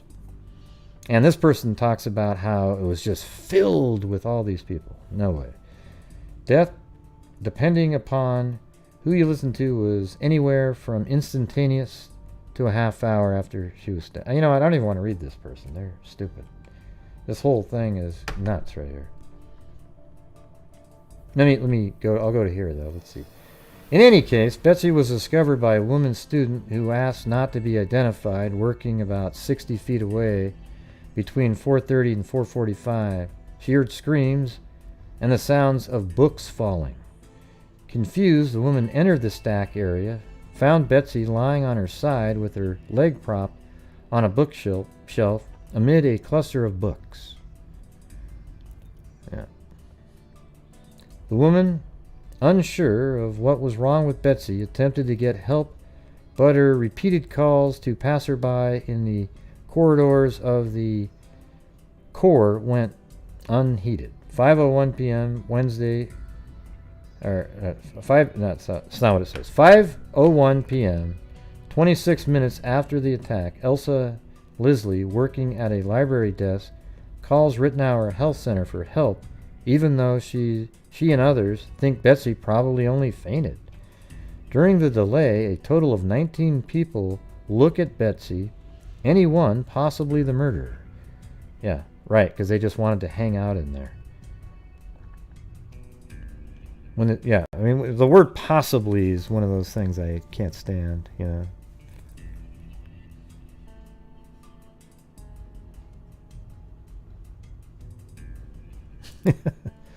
Isn't that the truth? Sack and Fox Nanny.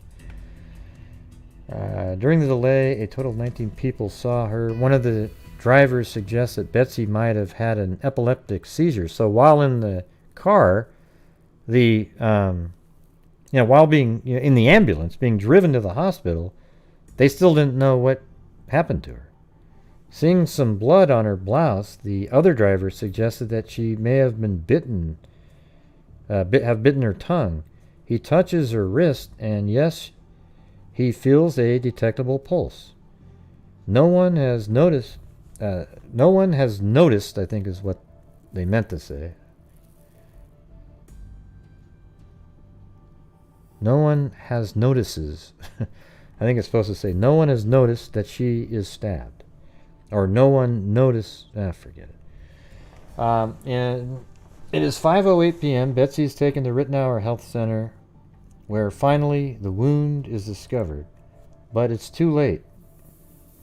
It is 5:20 p.m. and Betsy Ruth Aardsma is pronounced dead. An autopsy performed by Dr. Thomas Magnani reveals that the weapon entered above the left breast, through the sternum, severing the pulmonary artery. Why does this person think the person was behind them and stabbed over them? Maybe that's a reality, but that just seems so crazy. It easily just could be somebody holding a knife, and just stabbing straight forward. Like how you hold a hammer, but the knife blade is face down. And let's see. It also explains one of the main mysteries of Betsy's death: why no one noticed the stab wound. Yeah, there it is. See, internal hemorrhaging. It also caused the flush on Betsy's face. Director of University Health Services said there being no blood and flushed face, it was natural to assume the girl had either fainted or had a seizure. The investigation that followed was exhausting, and futile. First led the state police lieutenant Captain William Kimmel and then by Criminal Investigation Special George Keebler. But the investigation seemed doomed from the start, for two reasons.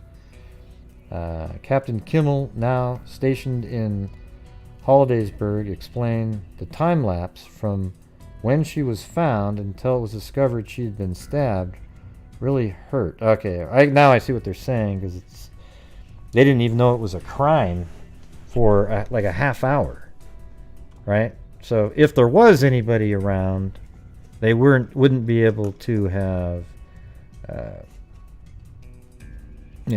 found the person at all, because that person had a half hour head start to get the hell out of there. So it makes sense now.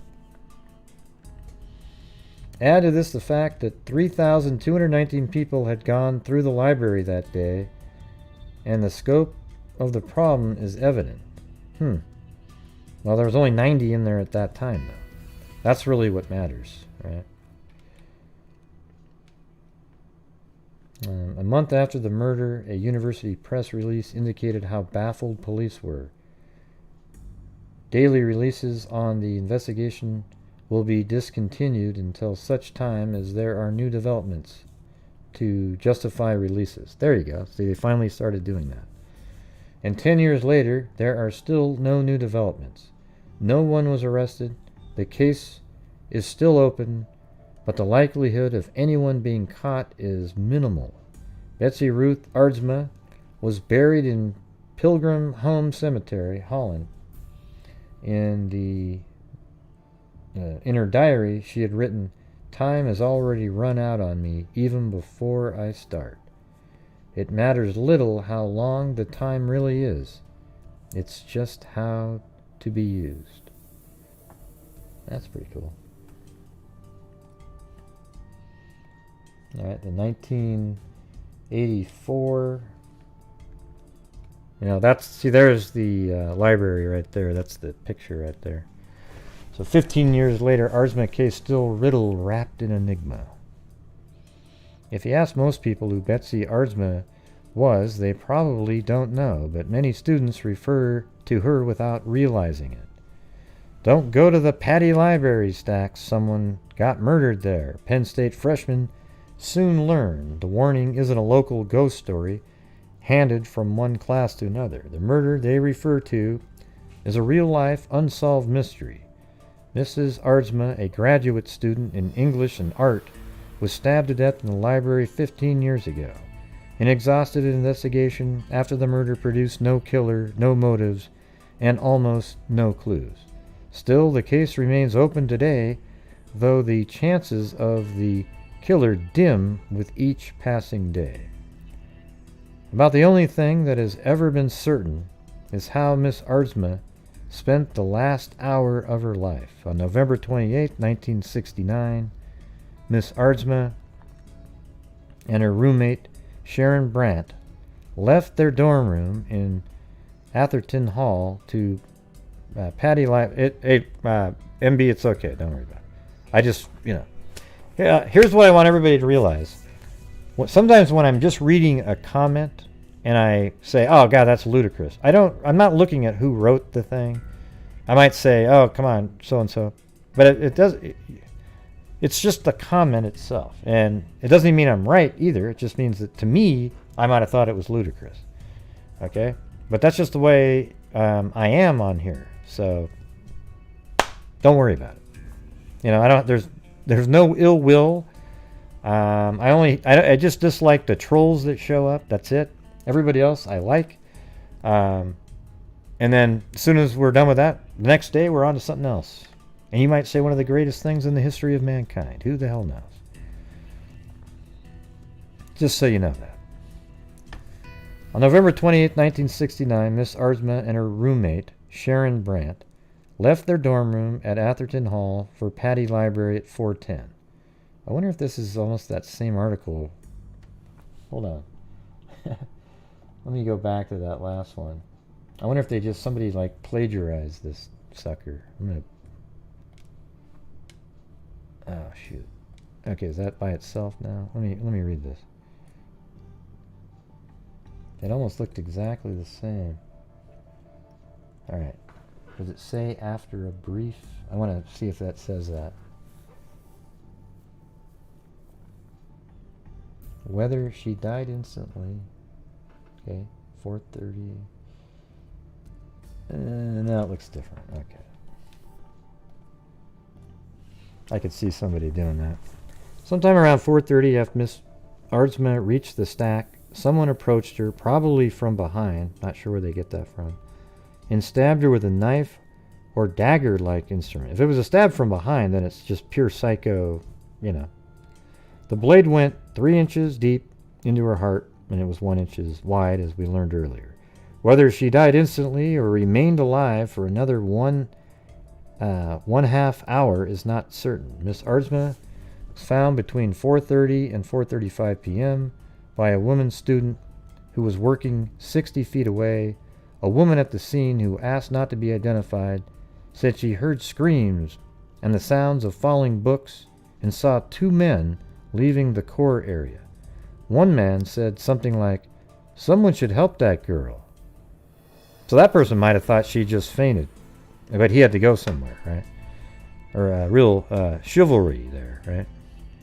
One man said something like, "Someone..." Okay, we already read that. The woman found Miss Aardsma lying on her side amid the fallen books. She attempted to get help by her calls to passers-by when unanswered. They went unanswered. At least 5 p.m., Elsa Lyle called Rittenauer Health Center for help, but still no one saw that Miss Aardsma had been stabbed. From the flush of her cheek and a surprising lack of blood, most of the 19 people who saw Miss Aardsma thought she had fainted. An ambulance driver, it's very similar writing to that last one, said he felt a pulse, but the stab wound still was not discovered until 5:08 at Rittenauer. But that was too late to help Miss Aardsma, who was pronounced dead at 5:20. According to an autopsy, the weapon entered the left breast and severed the pulmonary artery. The wound bled very little, but caused internal hemorrhaging. It also caused a flushed face. So that does sound like... It sounds like they just reread that person's article and like just sort of reworded it for themselves. Who wrote this one? Lori Fedden? And let me go back to that last one. I'm just curious now about like who the hell wrote that one.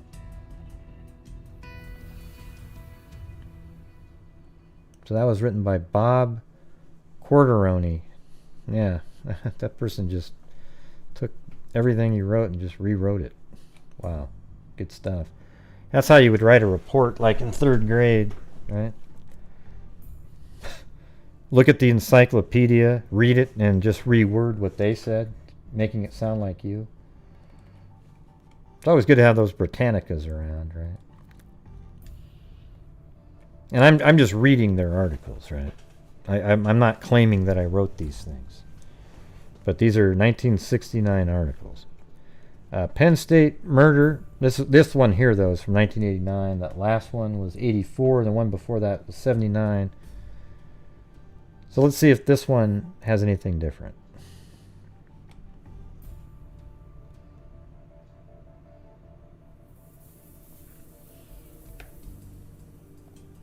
Penn State murder mystery 20 years later.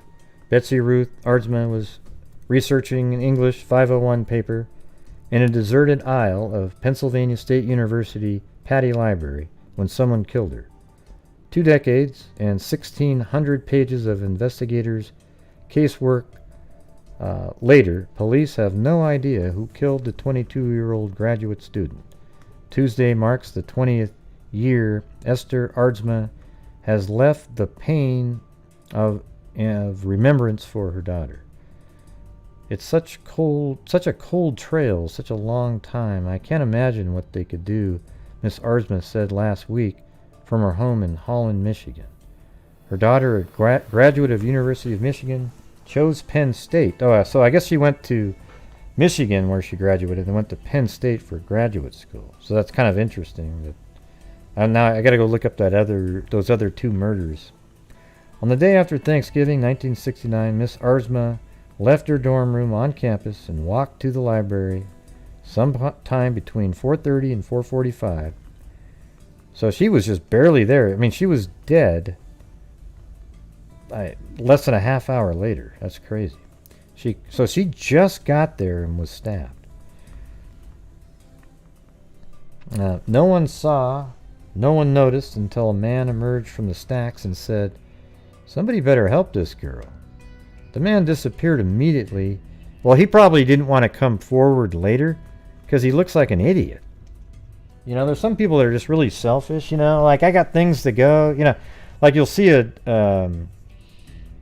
somebody hurt on a street and cars driving by really quick to get to where they needed to go. But then there's other people that stop and help the person. And there's people just like that in real life. So this person could have said, yeah, somebody should help this person. You know, somebody should help this person, and then takes off, and then he doesn't want to come forward because he just looks like a douche. Right? I mean, what an idiot. The university sealed off the stacks and began an investigation. A campus classroom was modified into a command center. The student body didn't seem to start to react for about a week.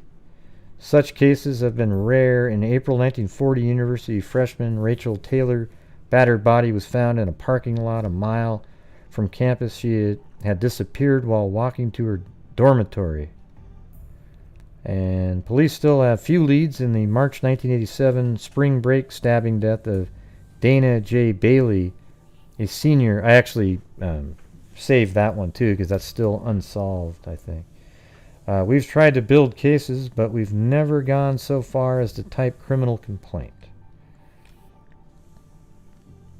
Watson said some people have even theorized that the killer, Ted Bundy, could have killed Miss Aardsma, but an investigation was inconclusive. Yeah, well, you never know, right? But that's not really a Ted Bundy thing. That's not what he did. He would beat people to death. Yeah, that's absolutely nothing like... he was a savage. I guarantee it, Bundy never killed anybody like that. That looks like one of his victims, though, right? Bundy attended Temple University in part of 1969, so that's in Pennsylvania, right? And he was known to spend time at university libraries. Bundy went to electric chair in January for the murder. See, that's kind of what... See, that's what his look is, you know. But the thing is Bundy never killed like that. He always had a ruse of some sort, and yeah, he was brutal. He was a freaking monster. So I know it's sexy to say, oh yeah, it's Bundy. Yeah. I'd be shocked if he had anything to do with that. Betsy's younger sister and brother have taken jobs as artists. Her older sister was ordained a Reformed church minister. Esther Aardsma and her husband, Richard, a retired auditor, help people with children that have murdered, so they help people with murdered children. Miss Aardsma remembers her daughter as someone who got the maximum out of a short life, which was represented in her diary.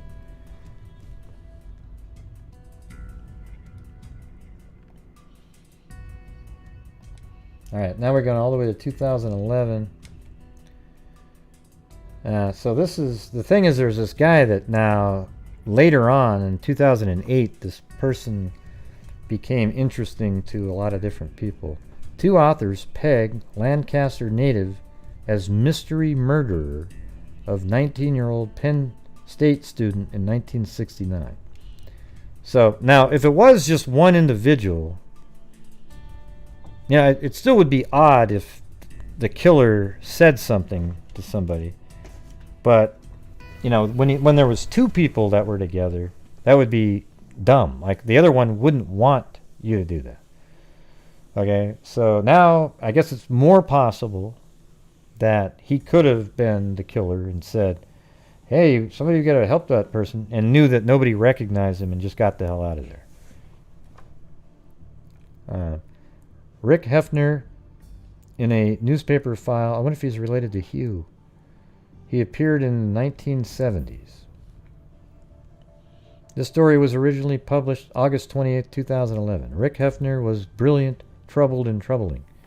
A renowned geologist, the Lancaster native, never held a job for long. The brilliant Ph.D. was well-dressed and well-spoken, yet was suspected of theft, prone to bouts of explosive violence, tied up the courts with frivolous lawsuits, and terrorized neighbors near the home he'd shared with his parents on Nevin Street.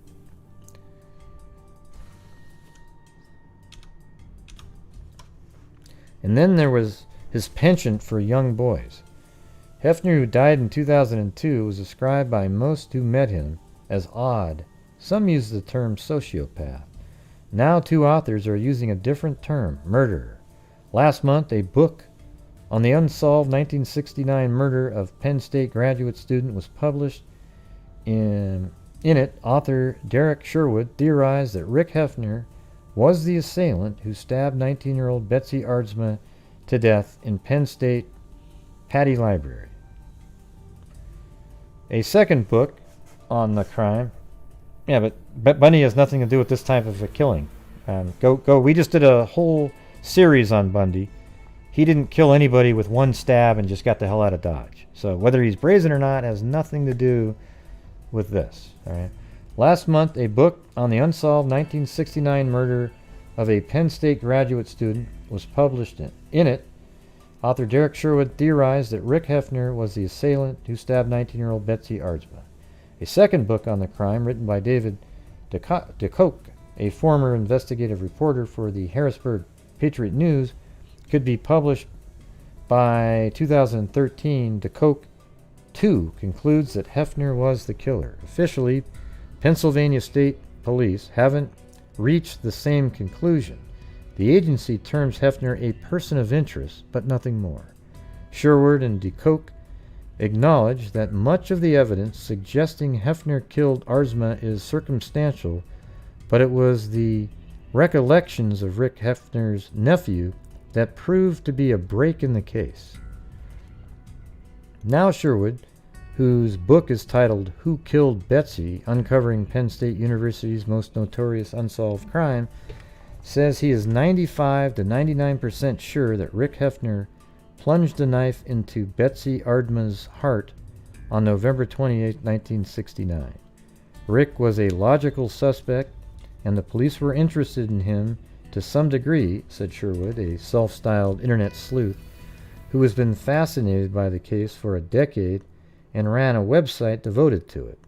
But it wasn't until this past year, with all the additional information about Hefner coming out, that finally it was like, there is an end to this, and the end is Rick. For a few months in late 1969, all these links are in the description, by the way. For a few months in late 1969 and early 1970, the now cold case burned white hot, shocking Penn State and Holland, Michigan, Betsy's hometown.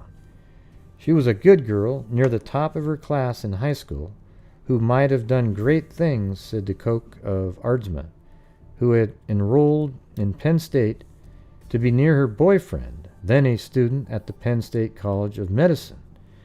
DeCoke is also from Holland, Michigan, and attended the same high school as Betsy. This is the writer. She was 6 years older than me, so I didn't know her, but we had teachers in common, and I remember well when her death was reported on page 1 of the Holland Evening Sentinel. On the surface, Rick Hefner was a charmer.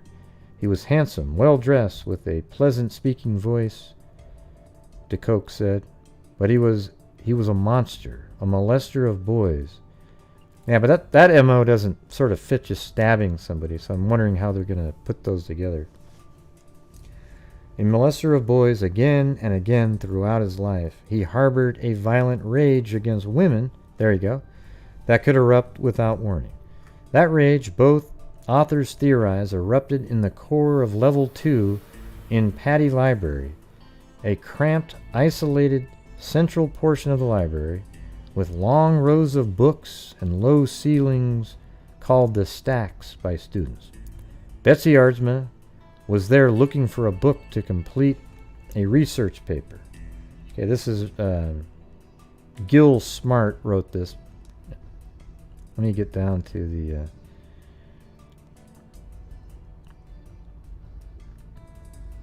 this is pretty interesting. Hold on.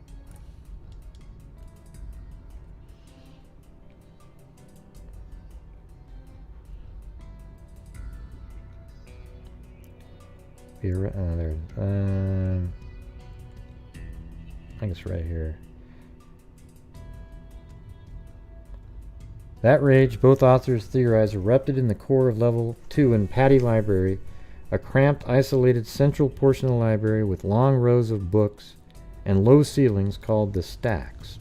Betsy Aardsma was there looking for a book to complete a research paper when around 4:45 p.m. she was stabbed once. There had been no scream.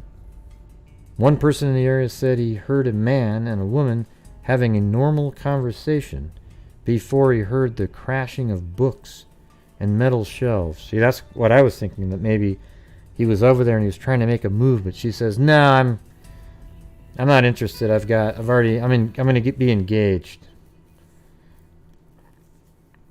Students and paramedics who rushed to her aid initially didn't realize she had been stabbed because she was wearing a red dress. Oh, wow, that makes it even harder.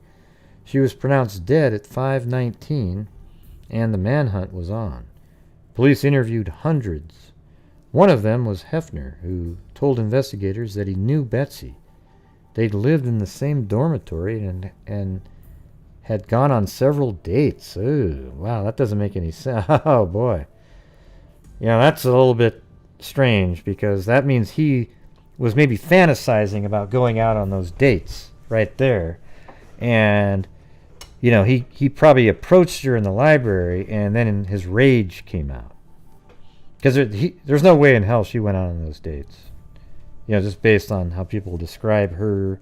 She went to the college to be near her boyfriend, and she's going to go out on dates with this guy? Wow, that should have been an absolute red flag. Put him at the top of everybody's list. Hefner, then 25, was a doctoral student in geology. He seemed to be a prodigy, but one perhaps with a dark underside. As an undergraduate, Franklin and Marshall College, he'd worked at North Museum. Rick was the man you would want to see walking if you were having trouble identifying a rock, or you want to see walking past if you had a problem identifying mineral rocks, specimens, etc.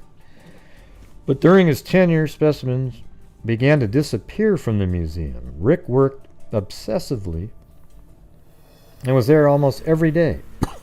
Sherwood writes, yet was unable to account for the fact that the collection was literally being pillaged under his care.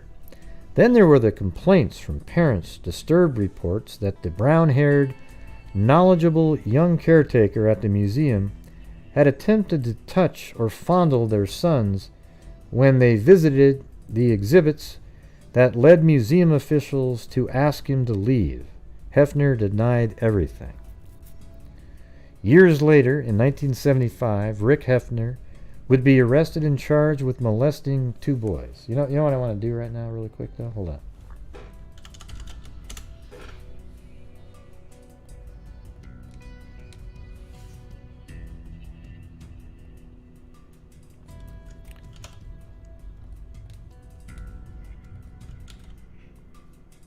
Is Rick always Rick, or is Richard another version of Rick, or is that...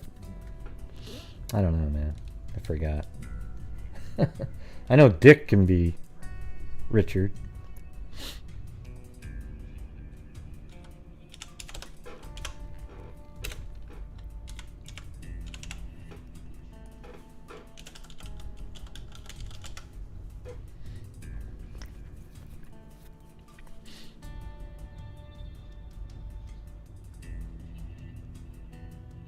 Yeah, Richard. Okay.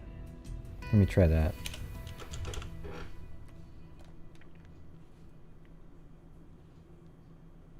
No, that's 1972 right here. Now look at that. a native of Lancaster, received a Doctor of Philosophy degree in geology. What? Doctor of Philosophy degree in geology? Who the hell? What kind of a degree is that? Well, my philosophy of rocks are that they're old. Thank you very much. I'll start a new class tomorrow. What the hell is that? Received a Doctor of Philosophy degree in geology. What? Wow. A 1961 graduate of McCaskey High School, he received his bachelor degree in geology from Franklin and Marshall College. Hefner's dissertation was on volcanic rocks in Death Valley, California. Wow, so he made the paper there. There you go. And in 1980, let's see, the attorney for Richard Hefner, 36-year-old Lancasterian, so 80, 11 years before he had been 25, yep. Sprague suggested a hearing that he serves absolutely no purpose whatsoever for the state to keep an arrest record on Hefner, but it does hamper him. Sprague noted that the state had not presented evidence to show why the record should not be expunged. Okay, charge ended with a hung jury in February 1976. Now there's 1976. Judge quashes perjury charge in Morrill's case. This charge, Richard C. Hefner, who was charged with Morrill's offenses. He added that the complaint says that at a hearing held in regard to Commonwealth Richard Hefner on March 10th through 11th, Hess made false statements. Okay, that was something else. Let me see if there's any. Let me try to do like a different range here, like 1980 to 2000. No, that's like. Wait, why is he in there?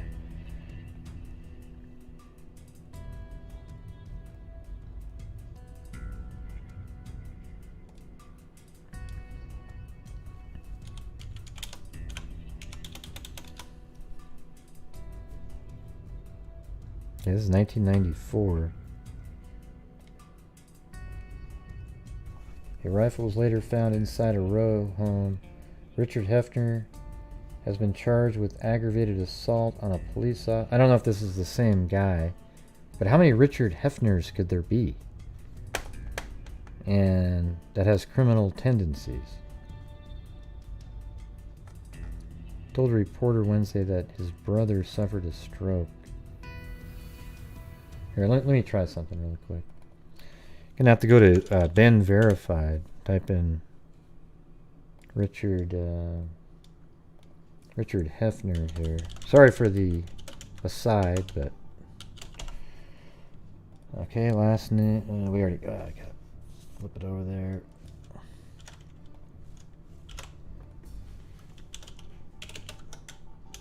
PA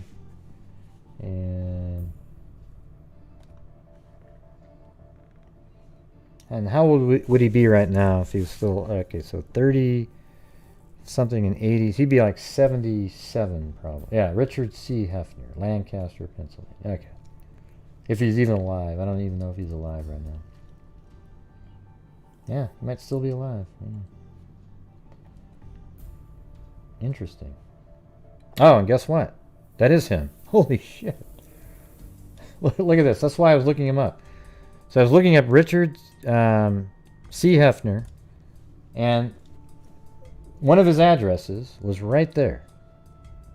That's the same one, 217 Nevin Street. That's why I looked him up. Wow. Okay, well, let's see. So it says Richard Hefner, 217 Nevin Street, and he's 77 years old right now, which makes sense, right? I think, right? I mean, with aggravated assault on a police officer, resisting arrest, hindering apprehension, and disorderly conduct. Yost said George Hefner will be charged with aggravated assault, simple assault, and possibly misdemeanor. Both Hefners were seen at Joseph Hospital. Richard Hefner told a reporter Wednesday that his brother suffered a stroke in the summer and has had 2 seizures since that stroke. Wow, that's actually him. Can you imagine? Holy shit. God. Where did he live prior to that? So he lived in Los Angeles at one time. So he moved about as far away as you can get. I love that. You can always tell when somebody's trying to hide something. You know, especially if they've committed a crime and then later they're like 2,000 miles away.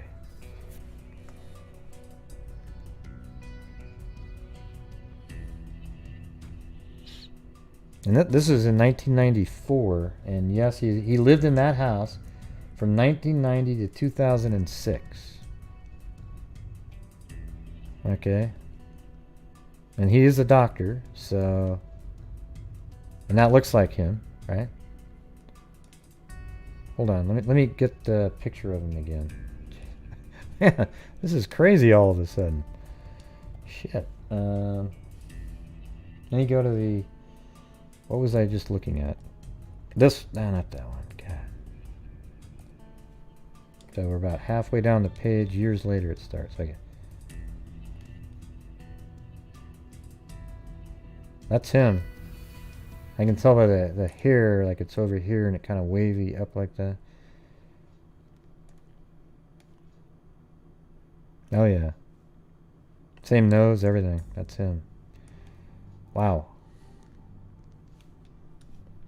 See, that's what you get on this channel, you guys. Live looking into things. All right, so anyways, let's see why he's in the paper. This is a year after the assault. This is 1995.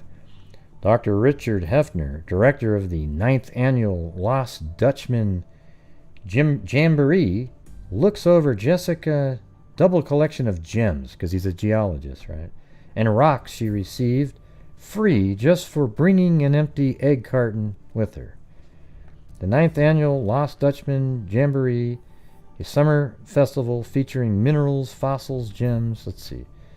The Jamboree will feature nearly 100 exhibitors who are experts in the respective field, according to Dr. Richard Hefner. How is he doing this right after he, like, you know, is that 1994 incident? It's crazy.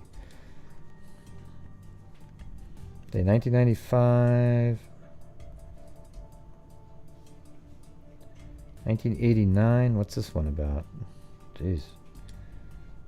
5-day gem show opens in Strasbourg. Yay!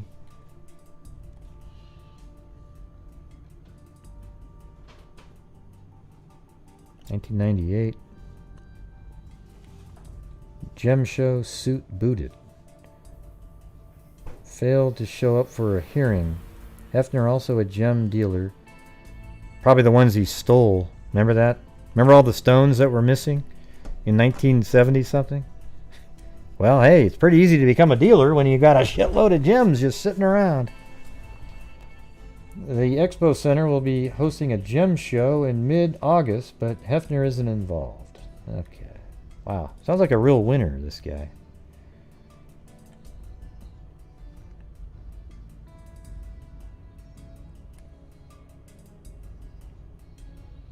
Man sues Columbia police over money stolen in burglary. Oh, God. Jeez. This is one of those types. Lawsuit after lawsuit after lawsuit.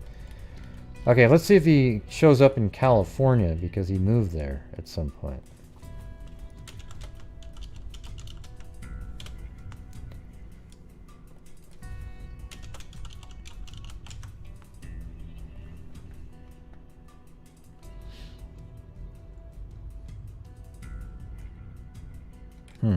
Probably, see, when he moved, he got quiet. He got quiet. Let me just get rid of, that's such an unusual name altogether that I'm just going to get rid of this and see. Okay, that's not going to be him.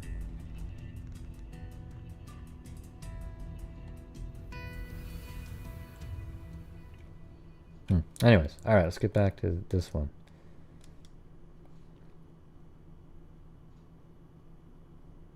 Yeah. Years later, in 1975, Rick Hefner would be arrested and charged with molesting 2 boys. The case, splashed all over the pages of the local newspaper, would end in a hung jury. We saw that a minute ago. Though Judge Anthony R. Apple cited Hefner with contempt of court, fining him $500 and sentencing him to a month in county prison. Hefner served 2 weeks before the Pennsylvania Supreme Court ordered him released, pending an appeal of the contempt citation, which Hefner won. In March 1979, the state Supreme Court ruled he couldn't be retried. There's another criminal that was just like this. I can't remember. It was somebody that was accused of murder, and he just kept doing lawsuit after lawsuit. It was just weird. We covered it. I just can't remember who that was. His record was expunged. Then he turned around and sued virtually everyone associated with the case. Despite his pedophilic tendencies, Hefner did occasionally show interest in women, once traveling 800 miles to show up on the doorsteps of a woman he barely knew to proclaim that he was in love with her. She told him to leave or she'd call the cops. He was at Penn State on the day Betsy Aardsma was killed. He claimed to be eating dinner at the Hub Student Union when he found out about it. What he didn't tell police was that 45 minutes after Betsy had been pronounced dead, Hefner had shown up at the home of a friendly professor out of breath. "Have you heard? A girl I dated was murdered at the library," he said. The professor and his wife wrote Sherwood got the professor and his wife wrote Sherwood got the distinct impression that Hefner may have been involved in the incident he was describing. But without information, police had no reason to suspect Hefner. He was a strong student and a reasonably personable young man, clean-cut, and on his path to a master's degree in geology. I wonder if they messed up earlier when they said philosophy.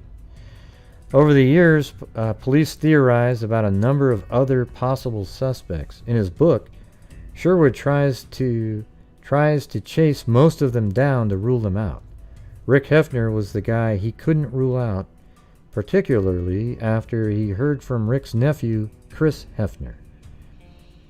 As recounted in his book, Sherwood was looking for information that might clear Rick Hefner, but found it difficult. Hefner seemed to have few friends, and some of the people he knew didn't want to talk about him. Hefner's immediate family members were all deceased, so Sherwood began posting online Craigslist and genealogy forums looking for someone who knew Rick Hefner. In February 2010, Chris Hefner, a local author,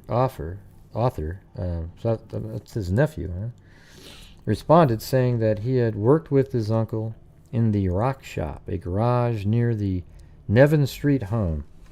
Well, shit, now we gotta go look that one up.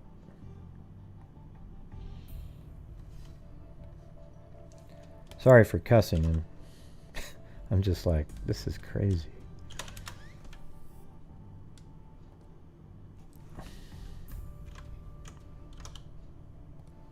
Yeah, so this is where he lived.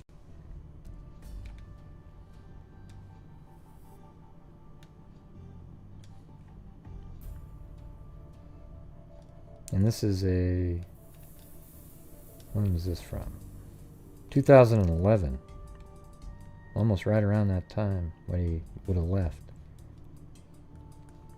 Maybe down in there. Let's see what this says right here.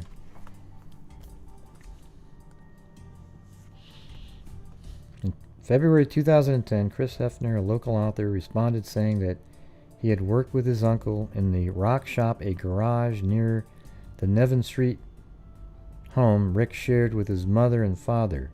It was where he and Chris and the boys Rick hired would crack and pack rocks and minerals to be sold at the Smithsonian Institution gift shop. Chris Hefner recounted an incident that took place in 1975 after Rick had been arrested and charged with molestation. Rick was confronted by his mother, E-R-E, I don't know how to pronounce that, who didn't see Chris inside the shop. She began berating Rick about getting in trouble again after all she had done for him to help him get out of trouble. Chris said, Airy, or whatever it is, "Thank you, organism." I mean, I would, this is one of those interesting shows. I think people are so interested that they forgot about the super chat button. Don't you agree? Chris said Ear then screamed at Rick, "You killed that girl, now you're going to kill me." Oh, wow. Who didn't see Chris inside the shop. So the mother didn't see Chris inside the shop. She began berating Rick about getting in trouble again after all she had done for him to help him get out of trouble, Sherwood wrote. Then Chris said, the mother then screamed at Rick, "You killed that girl, now you're killing me." Later she said, "Are you going to kill me too, Rick?" Oh, wow, that's pretty freaky. Both Sherwood and DeCoke say Chris Hefner's recollection and other information he has shared amount to a huge break in the case.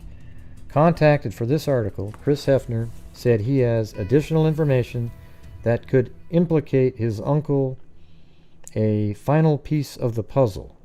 Chris Hefner said he spent hours in his uncle's house after Rick died in 2002. Wait, Rick died? Huh. How come it says he's... Well, maybe they just didn't know that he died in these articles, in the Ben Verified. Huh, that's weird. So he died in 2002. I think that's why they're free to publish his name at this point. I was wondering why they were doing that if he's still alive, but yeah, weird. What I found in that house of his, looking at all his personal belongings, was frightening. Rick had a demon in him, but it was innate. It was there, but it was not his fault. For this he must be forgiven. For this Betsy must now be forgotten. Small chance. Thanks, Mama, for... Sherwood's book is published by Pine Grove Press, though in effect it's self-published. He began the limited liability company with a friend of the family. It was told again in the early 2013 DeCoke book. Betsy's family has declined to speak to the press. All right. Yeah, that's crazy. Wow. And then we have the Penn State student documentary aims to shine light on her death. This is 2019 in the paper. But now, it's like if it doesn't mention that other guy, it's, it's almost worthless, right? Aarsma's death prompted Salata to look for other unsolved killing in Happy Valley, which led him to Bailey. That's the other case. Heck, I think I'm just going to go right to... I'm not even going to read that one. So that's a picture of him when he was in college. See, Richard Hefner right there. And then let's see that sketch that they put out there. Well, that's pretty damn good, really. I mean, if you were just going to look at that sketch right there, I would say that's pretty good, right? Look at that. He even has the ears that stick out. He's got, it looks like they stick out. I don't know if they do or not. A little thicker eyebrow. The hair is kind of similar. Pretty crazy. Pretty crazy. Richard Hefner was called many things during his 58 years. He was the brilliant Dr. Hefner, an assistant professor of geology and renowned lecturer. This article here is by Gil Smart. I think that's the name that we saw earlier somewhere. He was a brilliant Hefner, an assistant professor of geology and renowned lecturer with a doctorate from Penn State. He was a defendant in a high-profile 1976 molestation case which ended in a hung jury and a series of other criminal complaints. He was the plaintiff who spent a considerable portion of his final 2 decades in courtrooms filing lawsuit after lawsuit. Some intended to clear his name, others intended to harass his enemies. He was a terror, a neighbor who enraged those who lived near him in the 200 block of Nevin Street. So that confirms we have the right person there. But one thing, Hefner, who died in 2002, so now I want to look that up really quick just to see what they were saying back then.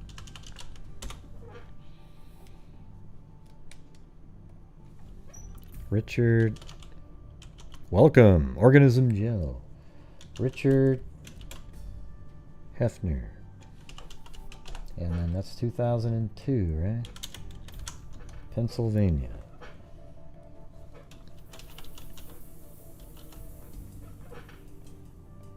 Yeah, there we go.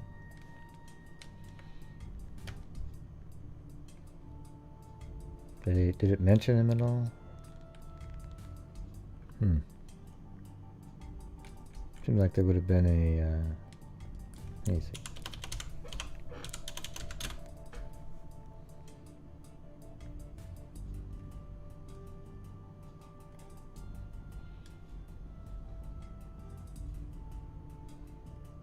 No. Don't see it.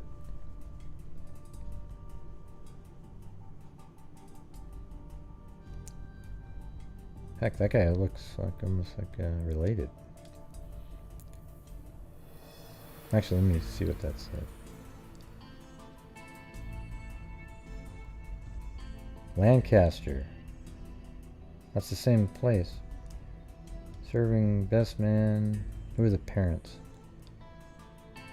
Hefner. Ding, ding, ding, ding. I don't know.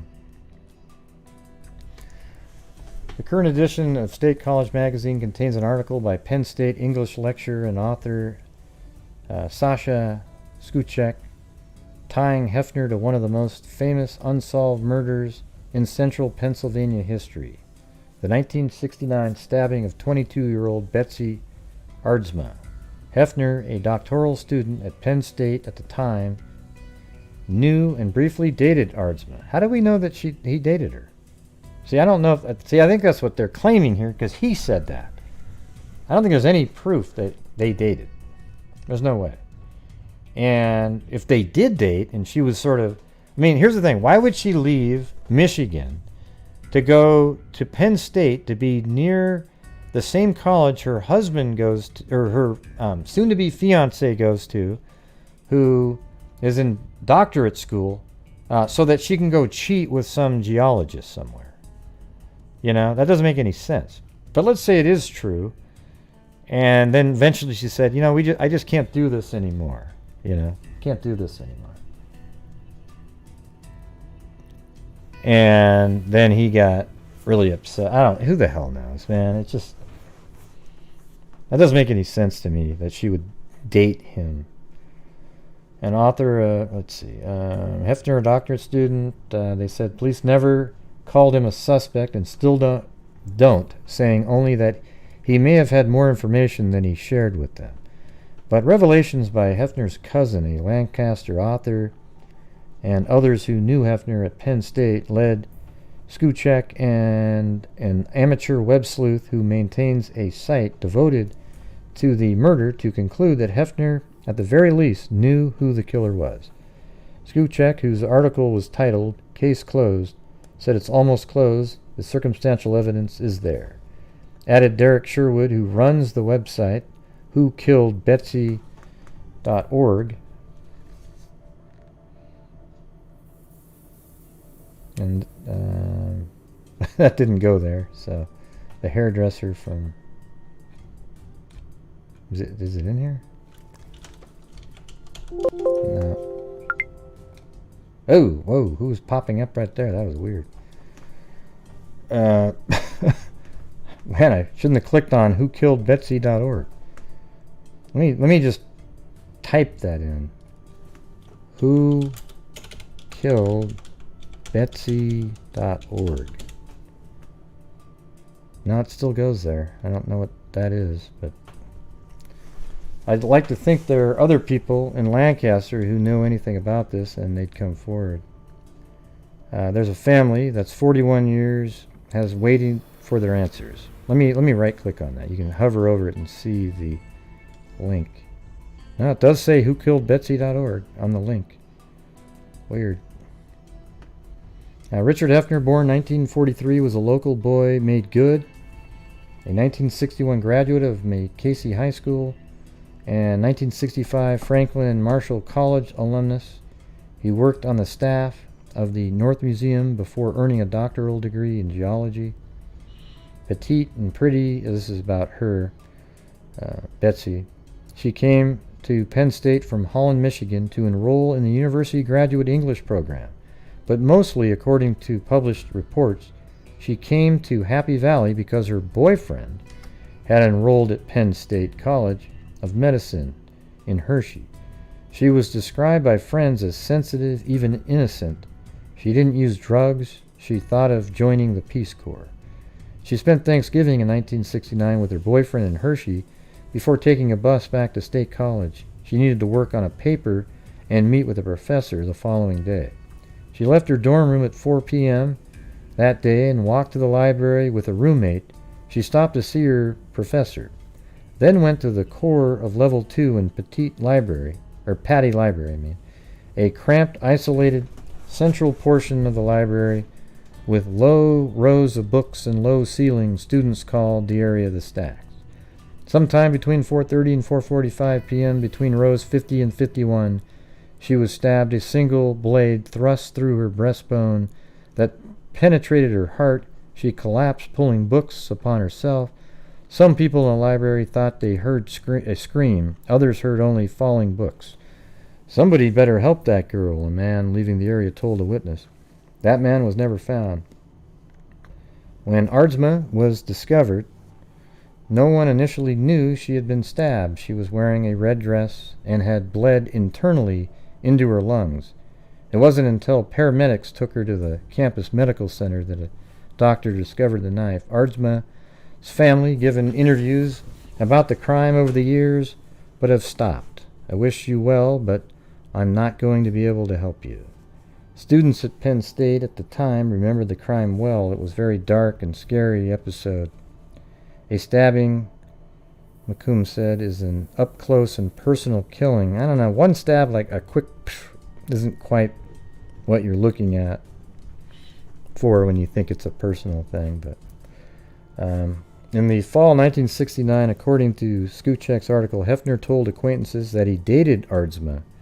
Aardsma's roommate told police that Aardsma had spent time with... Oh, so now you've got some backup.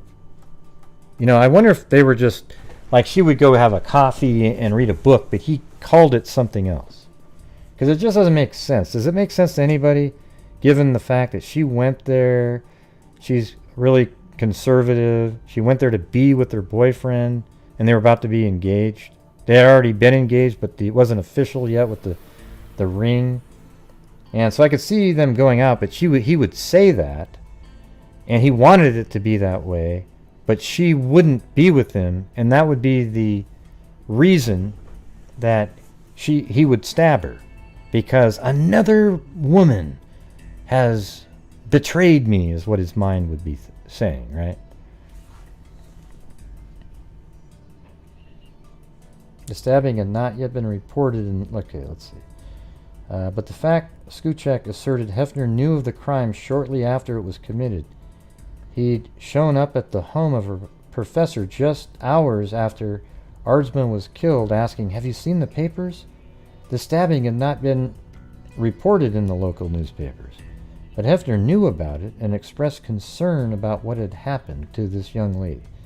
Hefner behaved so strangely, Skuchek said, that when he left, the professor wondered aloud to his wife if he had anything to do with the crime.